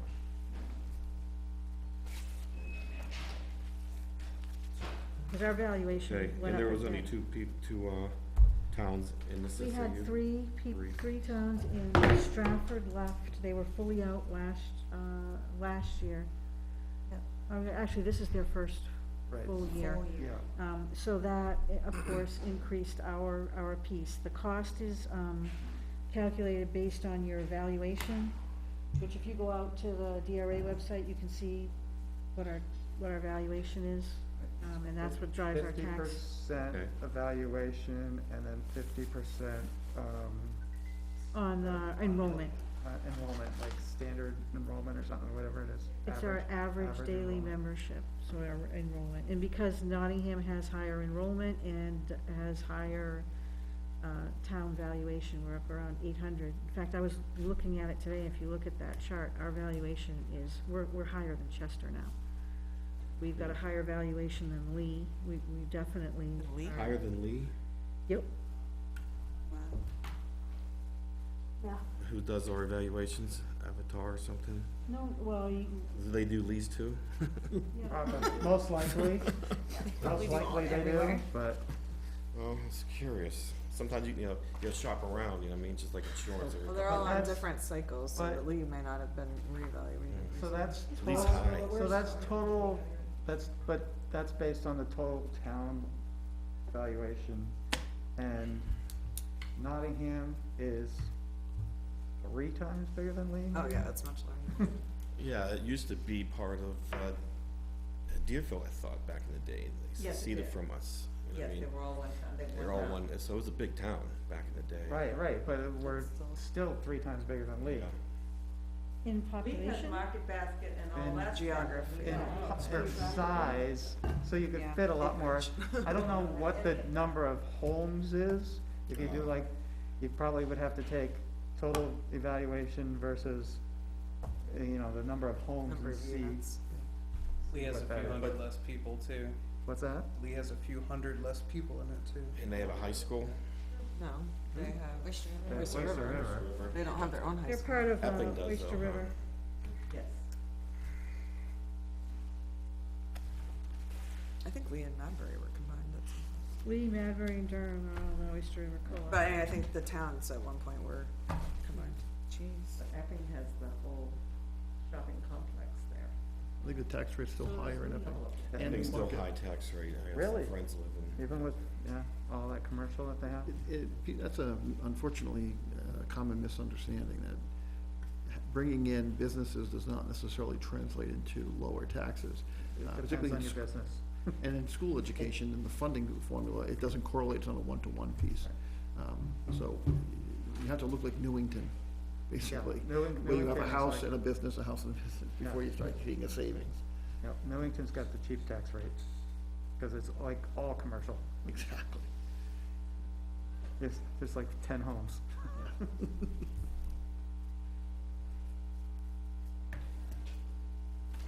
Sue or Carol, do you guys know when the next, teachers union contract negotiation is gonna take place? Next year. Like, is it so? Paras are this year, teachers are next year. Does it take place before the election next year? Like it'll be on In the order to be on the warrant 2023 article, it has to be. So it'll be on the 2023 ballot? Next year's ballot, yeah. Right, so a year from now. Or a year, We'll be sorry, talking a year about from March. The negotiation will take place The sometime. negotiation Probably this starts in time the next fall. year. Right, You'll be yeah, so- negotiating. What time of year do you do it? The fall. Right about now. Yeah, about now. So I went and I looked it up just to see what the deal was with that.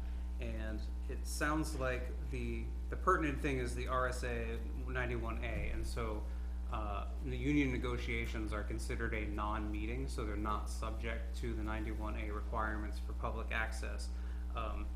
So it is exempted, the collective bargaining, from the open meeting requirements. And it says that it is important to understand the difference between a permissible exemption and an absolute requirement. New Hampshire's law says public bodies may conduct their collective bargaining in private, but it does not require them to do so. School districts and other public bodies could do the right thing and insist on negotiations in public when both parties are present. So it sounds like there's no legal barrier to having union negotiation open to the public. It's not something that needs to be decided now, but, I'd appreciate it. I can come to a school board meeting if we wanna discuss it there, but, I think that the townspeople would really appreciate it if there was some transparency in the union negotiations this next time around. I understand probably that the hard challenge there would be to making sure that the public remains quiet during negotiations. That could be a challenge, because, you have a couple parties negotiating, and that's why I was kind of saying about, who is the negotiating party. If we could actually get public membership on the negotiating party, that would be better than having the meeting open to the public, great, but still, those people don't get a say in that negotiation. But they should at least be able to observe what's Yeah, going yeah, on. Yeah, Because I'm not debating that part, I just wanna say that that's the challenge, is making sure that the public doesn't speak, or whatever, Well, that's most meetings, Yeah. the public's not allowed to speak till public comments, so I don't think that's really a barrier to doing it. It's just that when it's done in secret and the public has no knowledge of what happened during these negotiations, each party is able to come out of there and go, oh, we really, pulled for you, and we got a great deal for the taxpayer, or we got a great deal for the teachers, and no one really knows what happened. But, yeah, no, it would be good, Yeah. because then there could be reporting on it and stuff like Right, that, yeah. and then, it's definitely good, it's just, I just wanted to bring up that challenge of, Yeah.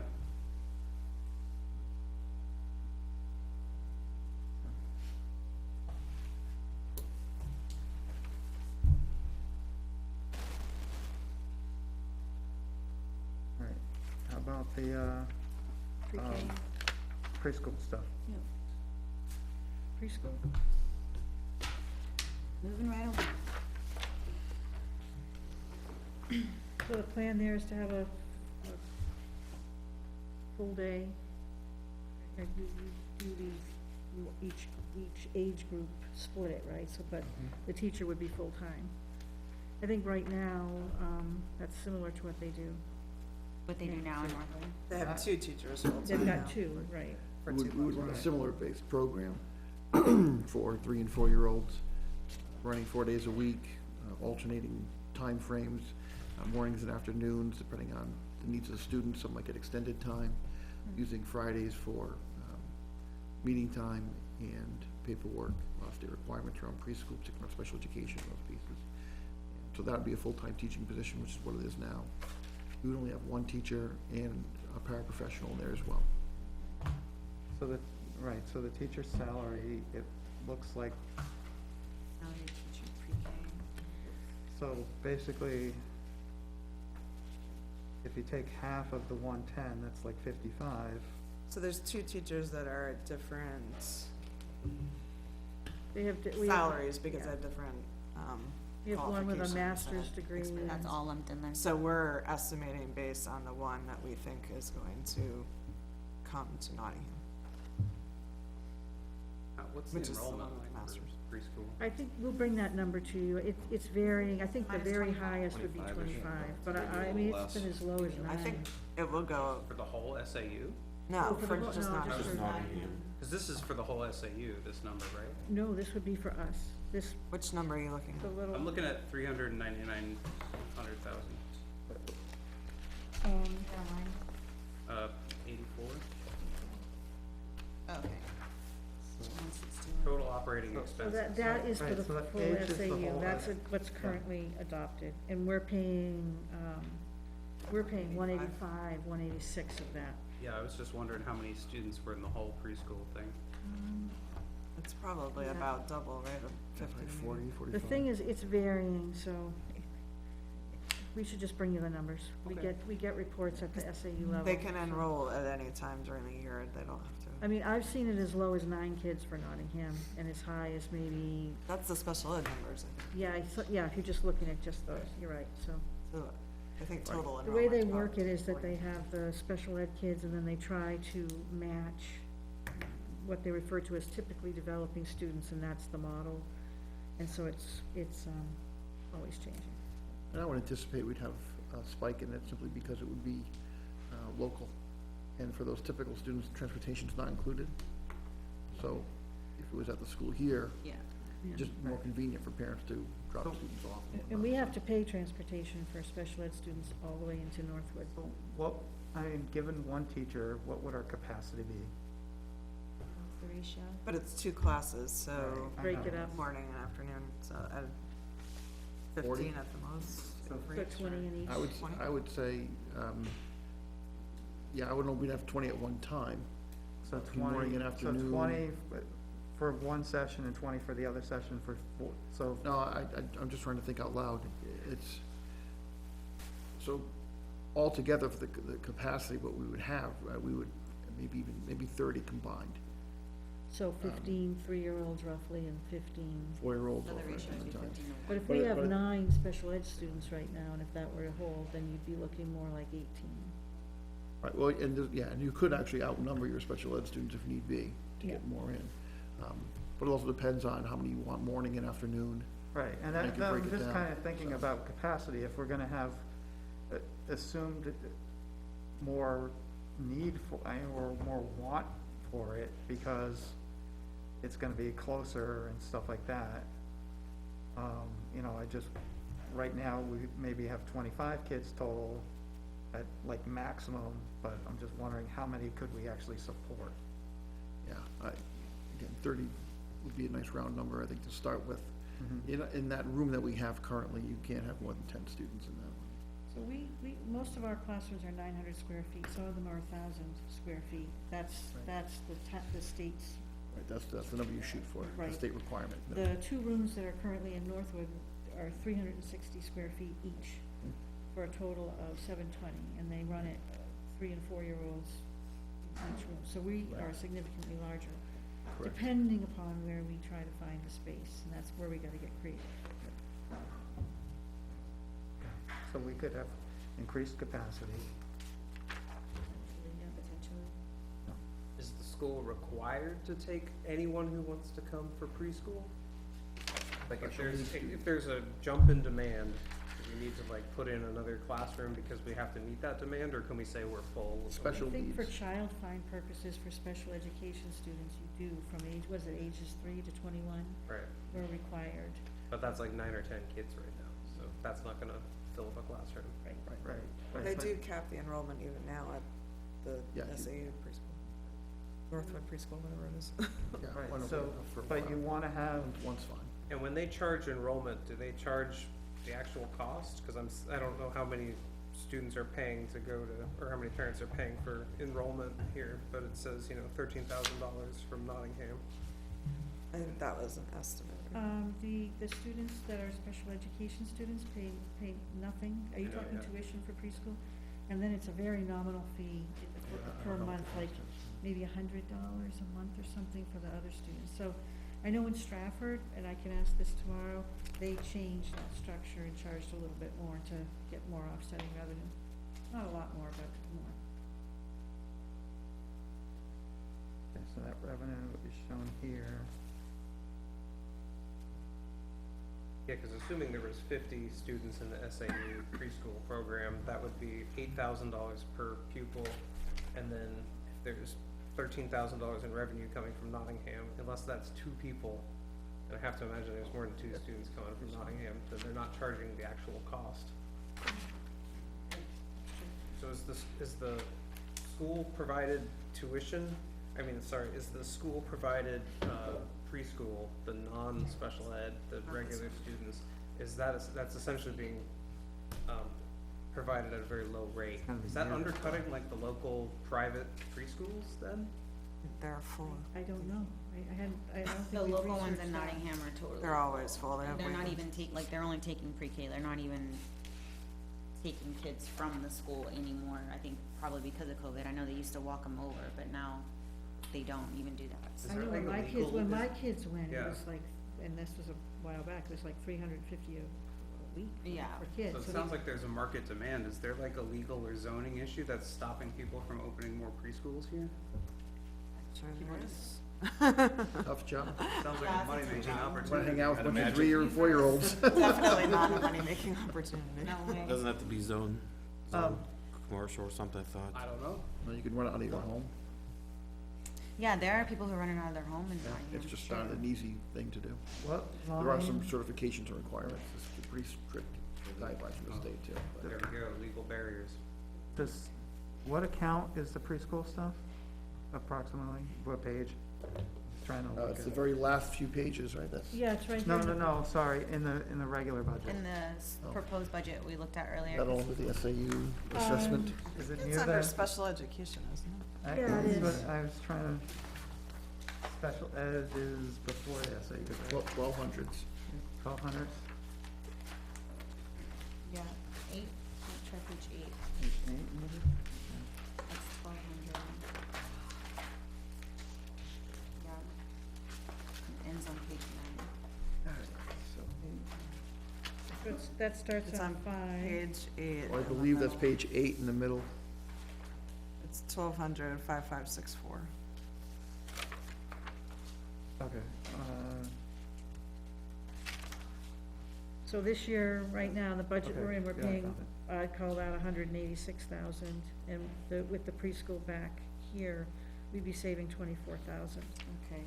based on the current draft budget for that.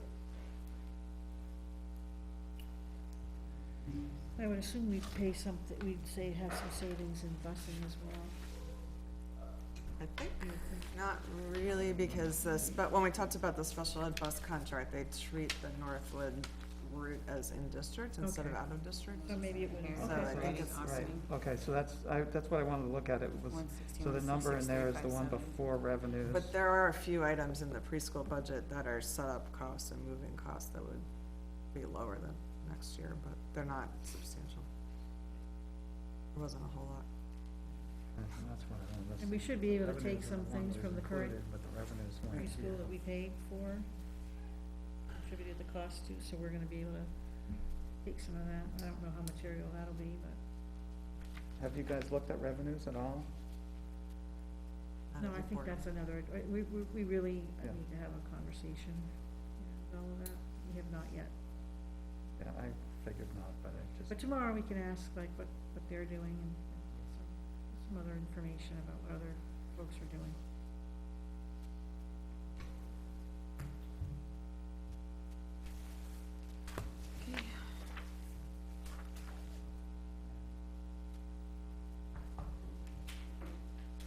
Definitely give us something like that. That's a lot.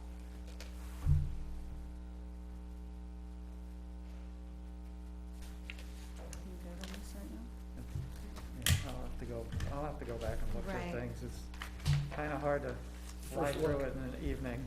Right, But this is thank the you, first, Chris. first blush. Yes, thank you. Yeah. Thank you very much for the time. Alright. I'm gonna move on to committee reports, if that's okay with everybody? You all safe with us? Yeah, I think we're good. Thank you so Yeah, much for thank you. coming, Thank you, Chris. I everybody. Good to see appreciate it. y'all. Thanks, Chris. See you, Carol? I think we covered a lot of the. There was not a facilities meeting, so I don't have any additional report, but we already discussed pretty much everything about that. Okay. Thanks again, Sue. All right, we did have a transition meeting Oh. to, what day was that? Was that last week? I don't Oh, know. no, it was this week. This is my third Oh my night in a gosh, row. this is- Yeah. This Tuesday, this has been a rough week for me. I think we discussed pretty much everything we talked about. You know, we talked about the software, we talked about the budget, talked about what we're doing, we're switching to Monday nights because we have, So we- Tuesday nights are covered here. Did have a question for the selectmen about, whether you would be reviewing the proposals for the Old Town Hall at the meeting on the 13th, I think? That would be your next meeting after the bid closes. We're actually meeting on Monday. Your bid doesn't close till next Friday, I think. Yeah. Probably. I'll say probably, I don't know. So I think we're gonna try to have somebody from the transition committee come for that. We have a joint school board meeting that night, so the school board can't come, but Okay. All right, I'm gonna know that. I think somebody was gonna reach out to Chris Sterndale about it. Interested to hear the outcome. I'm not sure it's gonna be long,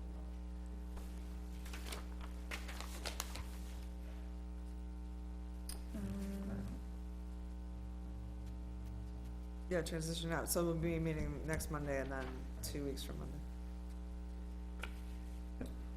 And then we're flexi as to what dates we're gonna meet.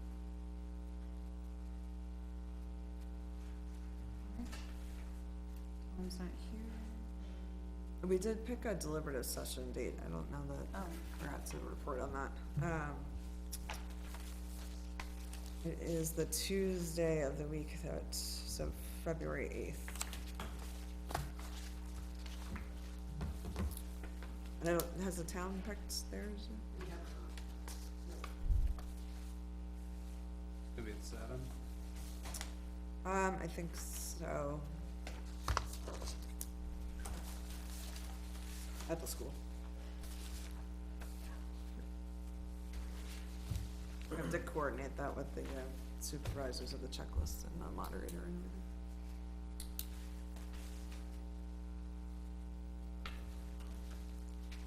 We were assuming the town would probably do Saturday. There's 2 Saturdays, so they have to pick. yeah, we haven't decided that Yeah. yet. There are some people who prefer to do it. Okay. Well, I mean, the thinking originally was that people didn't, prefer not to give up the whole Saturday to go to Yeah. the meeting. The problem is just if it drags on and you start at like 6 o'clock, you could be there till 2 in the morning. Get some long, I guess it's self-limiting as people fall asleep. That usually so, right, the town's deliberative last year was pretty long, but it was the first one. Yeah, correct. It was our first deliberative session. And the school ones have been traditionally relatively short, and, But we have a lot less warrant articles. I mean, they have double or triple the Yeah. number of warrant We did them articles. back to back last year. We did, yeah. Yeah. We right, did but it that on was a Saturday. It was a Saturday back to back, Yeah, yeah, and it was like delayed COVID, right? yes.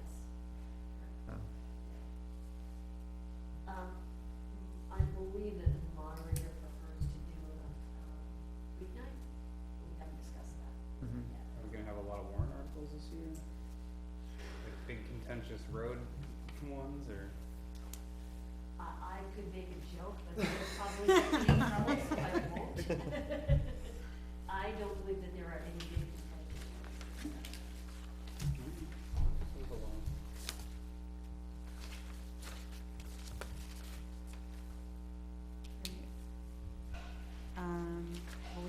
a capital improvement meeting, last week, the 23rd, and we had a lot to go through. I can definitely send out the email. I just took the papers, everything that Chris had, and, took notes. So besides the, like the big thing for the school is the building addition and renovation. We also looked at the town, the accounting software needs to be updated, and that's kind of what I was talking to Chris about as far as what they're using. Only one person really knows how to use it, and so it's really not a good thing that only one person knows how to use it, and that was kind of their idea of, piggybacking off the SAU, so depending on if they find a software and like it, I think it would depend on which, so that the BMSI, which is what the town has now, I think was a site-based license, so I don't think that there would necessarily be savings, because it would be two sites, and it's also two separate accounts, so it's basically two separate systems. Well, and my understanding of the BMSI stuff is that the school software is web-based, and the old town stuff still has not transitioned to that. they're not in the cloud or anything like that. So, and I don't know what their, you know, their business model plans are, if they plan to change that or not, but yeah. I think their idea is getting everybody on the same system. So we would have the same system, but it'd be two like separate instances of the same system, so I'm not sure there would be cost savings, but it would be the same. There's different reporting, I don't know, you know, between the two entities, you know, school forms are different than the town forms. That's really the only difference, I mean, accounting is, you know, the accounting. Right. Yeah, I mean, I think the good thing is that, you know, there's been conversations about it, and Chris and the school board are looking for any possible way that we can, you know, get some cost effective savings. It's just, like I was saying before, it's not always cut and dry and as clear as you think. Right. And one potential savings would be if we had bookkeepers trained, or finance managers trained, you could potentially share that I function. think that would be. I don't think the systems themselves would be the same, the shared accounts, but they The could have people. system should be close enough that if we could share bookkeepers and stuff like that, that would be huge. Yeah. And just for the backup. Yeah. Right, Well, right. yeah, that's what he was Yeah. saying, he was like, only one person One knows how person, to that's use not it, good. that's not Right. good, No, cause there's no checks and something happens balances to them, or, you know, I mean. Yeah. Yeah, Yep. if something happened. And look at the SAU right now. Yep, that's why we have nobody. Right, you need a backup always. So we talked about the air systems and Chester, we just talked about that, the broadcasting system. They were trying to make a leap to do like a public platform, but they need the software update, if they can fully do it online, a hybrid or both. And they talked jokingly, but also seriously about like a actual media room, like a Zoom room that's set up for,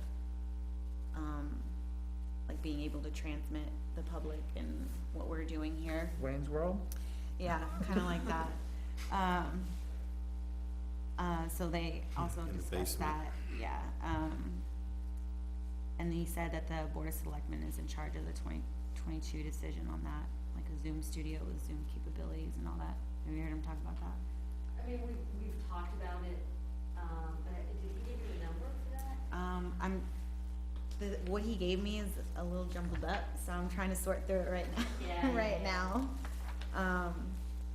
Yeah, I mean, I think that's a nice to have, that. But not like a need, I right? don't think it's a need, other than like the audio, I don't know what people are experiencing tonight, but the audio was not good. And I think that was the, So the thinking was, Consensus of that. So we've got an issue with people hearing yes, well at home, right? So the initial thinking was, if we're going to invest in new equipment, then let's look at whether or not it makes sense to invest in, you know, do it right, right, right? And now that, you know, thanks to COVID, we've got meetings that are virtual and in person, can we accommodate that where people can watch online? right. Right, so that was kind of like, you know, if we're gonna do it, let's look at doing it right. would be like cost effective. I don't know, it's just, it's so hard because COVID came up so quickly, you know, and like nobody was prepared, so. It's changed a lot of models though. It right? has, It's but I mean, it would be good because if we, yeah, I'm just throwing out, if we did have a room like that, the school board could use it too. Like, we could, like, the entire town would be able to utilize it. So actually, the school board's in there. Oh, you guys. Let's see, the fire department, I don't know if they said they wanted to go to round the clock coverage or they're going to go to round the clock coverage. They want to. They want to, okay, that's part of this then. And then the second ambulance, so that was something else that was brought up, but, that would involve hiring probably more people, and do we even have enough people to fit the second ambulance? And that was part of the discussion that they talked about too, so that would, the second ambulance would depend on personnel and coverage, and, you know, they, pretty much they said that the townspeople who are the volunteers would be able to jump in the second ambulance if need be. They do That was that just now. yeah, they do that I have now. a friend that does that actually in town. Yeah, I mean, there's a couple of things. So we would have 2 ambulances for Nottingham? Well, that's just something that they're talking about as far as the CIP. We're getting enough calls that warrant that? They said that the calls have gone up, Yeah, it's mostly, being driven to the. and that it's hospitals. unfortunately, yeah, that it's, the same, well, not unfortunately, we're glad that they're showing up, the volunteers, but it's usually the same group of people, and so they're looking to be full-time now, so. So have full-time EMTs as well as full-time firefighters? Well, the firefighters are trained EMTs too. Firefighters are trained EMTs. Right, And, I mean, this is first past ask. right, The chief would like to go to round the clock, coverage, which would involve, additional personnel. mhm, And, the initial discussion on having a second ambulance is, additional coverage, but also a backup. right, In case something goes wrong with the ambulance that we have, then we have a backup rather than, relying on mutual aid. Would, I mean, in theory, that could make the ambulance's lifespan last Longer. longer. You know, as long as they alternated them and not, you know. Just let one That set. obviously becomes a parking problem if the one's in the front is the one that's always driven. I think they could work that out. Right. They also talked about, like, when was the last time they had a pay increase for the guys there? And there was apparently a trust fund that was just for the fire department that is running out, so they're thinking of ways to use that up as well. Trust fund that's running out. My town book. I don't know what it was, I mean, they didn't really elaborate on it, but just that the funds were running out. Anybody have an annual report? I got one right, I got one here, I was looking at it earlier. I'll have to go and check on that, cause I Okay. don't remember what that is. Trust fund that is running out. Yeah, I'm just trying to remember what There's trust. a Paid list for of with fund trust fund. balances, there's a bunch of weird funds. Yeah, that should be the list. What are they called? Fund balances. Person telling me, they're the ones that brought it up. I mean, I have a computer right here too, I guess. Probably look at it better than on Tom's phone. Anyway, I can get clarification on that. Oh, the Douglas Mclean Trust Fund. Funded by Douglas Mclean Trust Fund, approximate balance $116,000. So I think he was talking about using that along with the purchase of a type 3 ambulance, pickup style 4-wheel drive, vehicle cost with radios is $300,000. So they were looking to use the last of that fund to add to pay for the ambulance, so. Did you find that one, Tom? No? You can't search it. I don't think it's not one of our funds. 116,000? That's what's left in it. Yeah. It's not one of our funds though. No. Oh, it's not, Yeah. it's not a town one? No, it's Oh, a trust, okay. like a private trust fund. Oh, all right, That someone left So it's- once they passed. right, but usually though, they're still managed by the trustees of the trust fund. And if it's for a Nottingham purpose, I don't can talk about it Tuesday, Okay. when we come to the, Yeah. the draft budget.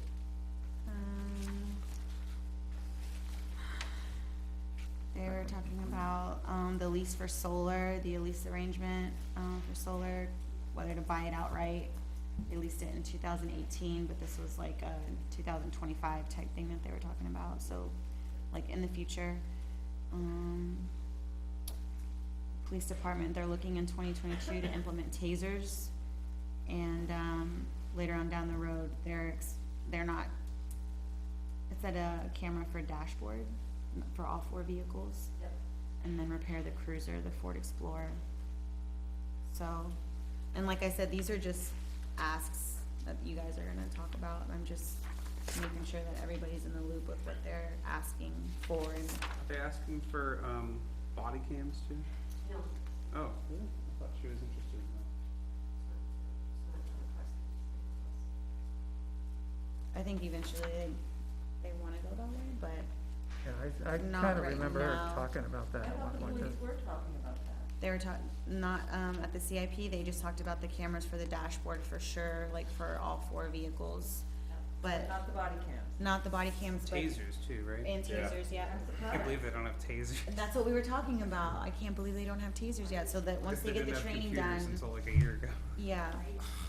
But they were also saying that they wouldn't be surprised if they hear it from the state that PDs are required to have body cams pretty soon, just for, you know, CYA, so Yep. we'll probably see that coming down the pipe pretty soon. Parks and Rec, they were kinda all over the place with their asks and wants, because some of that, could go in, like, from the funds that the town already has. In 2025 or 2024, they're probably gonna be asking for a new van, cause they've had the van for a very, very, very long time. Public Works, the culverts on Chelsea Road and then Cooper Hill, that's gonna be something that they're gonna look into.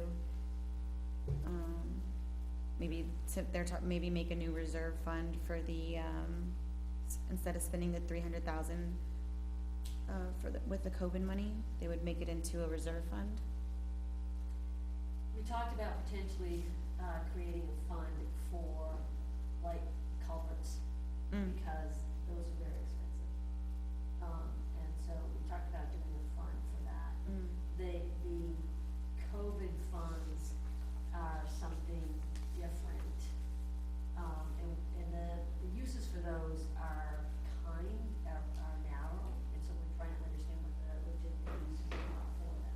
Okay, So, but we have time on those. okay, You probably couldn't put those in a fund because they have to be expended by a certain date, so Well, that I mean, would we have complicate a them. few years. Right, we do too on ours. I can come up with 100 uses for them, but it's not. Right, but it's even, not but I don't think you could see a capital expense fund, and just, you know, you have to show that you expended it. What was the Right. name of that fund we were looking for? Cause I found the list of funds and balances. Douglas Mclean, yeah. It's not one of our funds. Yeah, I don't see it on here. It's not one of our- it's a family Yeah, fund. exactly. yeah, that's, They were talking about, Marston work in 2025, and they're asking 2026 for, a beach gate, cause, the person who lives across from the beach actually opens and closes that every day, so they were talking about maybe automating it or doing something else. Yeah, going back to the Marsden that was one, it. that was a big one, that was over $200,000 for. ball They're gonna be field and using it stuff. though next year, right? Yes, they've already Yeah. started using it. Yeah, they're gonna be using it, we're gonna be moving over there. No, I meant the Marsden, the thing in the CIP, I was looking through it, Gene sent me a copy, and the Oh, nice. Marsden one for 2026, that was a $200,000 request for stuff. I'm wondering Yeah, is, I'm wondering what that is, I don't know what that is. I have to pull it up, it had a number of things in there, For 2026, $200,000, 2025. 214. 2025? I don't know what that is, so. Really, that's it, the library was talking about. And honestly, Tony hasn't come back and shared any of this with the select board yet. Oh, okay, so what- you're what hearing I'm it first. hearing is new. Okay, okay, yeah, you guys just met, right? yeah, we met. Yeah, so I For haven't Thanksgiving. heard all this, and this is why I was surprised by 200,000 from Marston, so. Yeah, I was wondering if Nottingham Youth Association, since they're the primary users of all these ballparks and things, do they do private fundraising for these things? There's They do. Yeah, Marson definitely did. Yeah, they've actually done a really good job when they're Raise taking, most of the money. when kids are Most of it. registering for the different sports, there's an option to donate to Marston. And you know, the number that is like $20,000 that's been raised or something like that. Oh, well, that's peanuts compared to Well, they also have $200,000. Well, they also have Right. volunteers that Meeting go a and few work, years ago. work over there too, whenever Since we're doing that. Yeah, well, So, they're and about to that's, ask. that's great that they're Yeah. donating funds, but, you know, being the users, those are the people that really, they should be donating funds, that's, And there's a whole committee of people who are working on going after grants, going after Mhm. Right. sponsorships. Yeah. Yep. There's a tremendous amount of work that's But I going mean, on. for the amount that they use it and the Oh, totally. entitlement for it, because we tried to get an event out of the bandstand, and apparently Nottingham Youth was like, no, we need those fields. We may or may not be using them, but we need them. So that was kind of a pain. Anyways, it was $40,000 for fencing, dugouts, backstops, $5,000 for recreational trails, $60,000 for a pavilion, $9,000 for picnic tables. Wait, that's in the CIP? This is in the CIP. Hold on, I'm getting it. 100, it's on page There's no 33. page I haven't seen it. Okay, well, I'll just Well, thank you. Just saying. And then, $100,000 for recreation courts, $50,000 for a playground, and $10,000 for a disc golf But this is in course. 2025, Okay, right? so, It's a big shopping list. so being the person who is the select board, rep for Marston, I Perfect. had no input to that. And I would not, Okay, I didn't know that Support a you lot were of the that. rep for Marston. so, I'm, yeah. It looks like somebody's wish list. It's a I wish think list. a lot of them are Right, though. and- Like, they, and that's- for now, and then they so- go out, but it's just a And, good, and that's what the CIP really is supposed to be, is a Yeah. wish list, Yeah. you know, and then, and the thing is to kind of take it, I'm gonna borrow this a yeah, go second, for it. is put it That's on what a we went sheet by like too. this, and spread out the wish list and say, well, maybe this one really doesn't make as much sense, we can push that out, or do some kind of, capital reserve fund or something to kind of, It's supposed to be a planning tool. right, Right. I mean, yeah, it's good to see the vehicles on here that we have to replace every Yep, year. and then the You backside know, it's supposed to is- just help identify the needs. By the way, we're doing phone bank backstops now, and that's being funded through what money we already have, sponsorships and donations. So, So why is it Makes sense. right? Okay, yeah, then it could come up, that part of it should be able to come off the CIP. Right. yeah, I don't know if that came, it must have come from, It's Fencing, probably came dugout, through Courtney. backstops, yeah, yeah. yeah. And that was really it. I mean, the library's asking to be repaved, but not for a while, and, that was it. There was a lot of stuff, but like John was saying, it's a lot of wish list type stuff, and, Board of Selectmen, you haven't even I haven't even seen heard it. about any of it, yeah, so they still have to go through I it, haven't seen it. so. It's kind of a mess, That's a big pile. a big pile. And, you know, so a lot of these things should kind of just keep flowing through. You know, if we're doing this consistently, we should see the items and then the priority change of those items.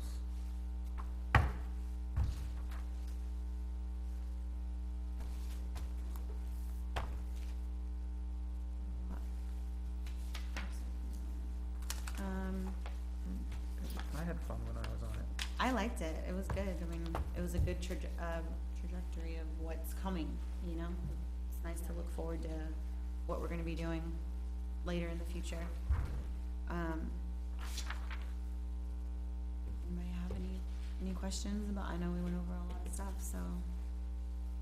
I just would like to make a comment, and that is that, so, select board will be coming Tuesday with our first draft budget.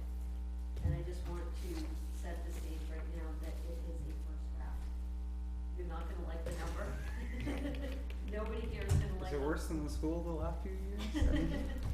Well, I'm glad you put that Is it 2 digits? when, Yeah, it's a 2 digits. when, Right? I'm glad you added that qualifier, Okay. the last few years, because if you would've just stopped as a worse than the school, I'm been- guessing probably yes. I would've fallen out of the chair, but, you're not gonna like it, so, if we don't like it, okay? And it's our first pass, it's taking all of the department requests, putting it all together and seeing what the number looks like. We haven't taken our pencil to it yet. We may do some of that on Monday, but rest assured that the number that you see on Tuesday will not be the number. Okay. So, we're not gonna have the, default budget ready for Thursday. Would it make more sense to move your presentation to Thursday and cancel the Tuesday meeting? Cause we're not gonna have the default budget ready, but I can guarantee you that we won't have it ready for Thursday the 9th. We're supposed to have Tuesday and Thursday meetings next week, but I don't know that we need both dates. If you guys, if it would help to have more time so that your Monday changes would get incorporated into the draft that's presented. I don't know that we would need more time, and I'd have to check with Okay. Chris on this. But if that's what you So guys. I don't think we need 2 meetings next week, cause I know that we're not gonna have any significant changes to what we just presented by next That's week. what this board wants, I'll go back and verify schedule with, Well, I was just thinking, if you guys aren't ready, if we still wanted to meet as a budget committee, I mean, you guys obviously don't have to come, but we could go through things more. I mean, what do you guys Yeah, we think could- about still having a meeting anyways? I don't think we should have a meeting if we don't have a new budget to go over. Okay. We don't have anything particular to go over. I mean, we can have a meeting, I just don't think we need to have 2 meetings, Okay. cause we have 2 meetings the following week as well, so. I think for efficiency, we could see the town budget, That would yeah. probably make sense if that works for Chris. what, to move to Thursday? Yeah, Yeah, I'll check with him, and we'll let you guys know tomorrow. Then he could potentially send it to us ahead of time too, which we didn't Right. have a chance to do first. So you're proposing no Tuesday meeting, You're December 6th? proposing no Tuesday meeting, and Right, then, but that If Chris is available Right. first. stuff on Thursday, and then the Tuesday default budget thing is for the school, right? The following Tuesday, the 9th. I probably won't be ready then either. We just cut out. I'll try to find out if we can have it ready for that, yeah. We're just cutting out the 7th then? We won't have a regular school board meeting on It Tuesday. shouldn't matter because it's the default budget anyway, so. And it's frankly gonna be higher than the proposed budget. Unless we have to, this is part of what we need to confirm is what we do with the SAU cost, but if we put the current year SAU cost into the default, that's gonna raise, and there's other things that will raise it. Raise so. it up.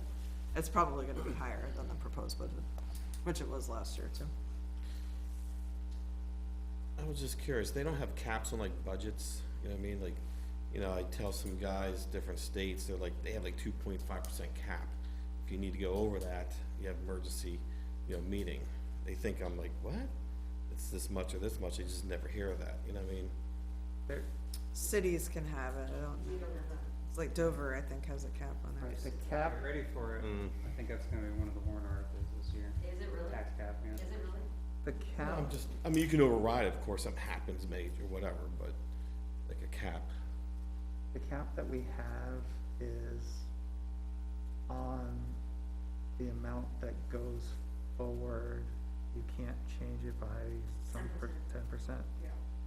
10%. 10% cap, is it? Yeah, plus or minus The cap. on What do you mean the amount that goes forward? so from like the budget committee's, Oh, the Recommendation. changes at deliberative Right, session. we can always- Yeah, yeah. there's a cap on what you can change at deliberative session, but that's not a cap on the, right. On the yeah, actual it's a budget. cap on the total, It's a 10% cap on, of it's the a cap proposed. on the, Yeah. basically what's adopted by the, not adopted, it's not the right word, but proposed by the budget committee. I mean, in all seriousness, the town budget has been fairly conservative Mhm. historically. Your default budget is essentially, I mean, by voting, if you voted down the proposed budget, your default budget becomes that cap. There have been years where the school proposed budget was voted down, and so then you're left with the default budget. So your cap is your voting, essentially. Right, Right, it's everybody votes, that is how, And if it gets voted down, then the cap is the default. It's not typical that defaults are higher, but the last year ours was, and I think this year ours will be too, because it's an unusual year. So are we meeting Tuesday or not? I think we're subject to Chris Sterndale's availability. correct. So I'll send out an email. So the plan right now is we're meeting Tuesday. Okay, that's all, that's. Unless we get an email. We'll find out That's- tomorrow. Yeah. Right, unless we get it So I'll early. look for an email to say whether I'm to be here or not. Yeah. Okay. Yeah. Sounds good to everybody? I'll leave Tuesday as budget committee and TBD. find out if I have a night off. Right, exactly. Be thankful when you get the night off. Right. And I can stay home and drink my Pearl Harbors. Exactly. Do you remember, Chris, back in the day, Chris, John, back in the day, the night we were here for a budget committee meeting until after midnight? Oh, I remember being here after midnight several times. We were here late, we were here almost midnight last year. We were on Zoom. We were on Zoom until midnight last year. Oh, you could, We were I- Zoom this almost is- midnight. I went home Tuesday night and I worked till almost 1 o'clock. Oh, jeez. Oh, should we make a motion? That motion to adjourn? I'll make a motion to adjourn, if nobody else second has. Alright, all in favor, meeting adjourned? I Meeting is adjourned. All right.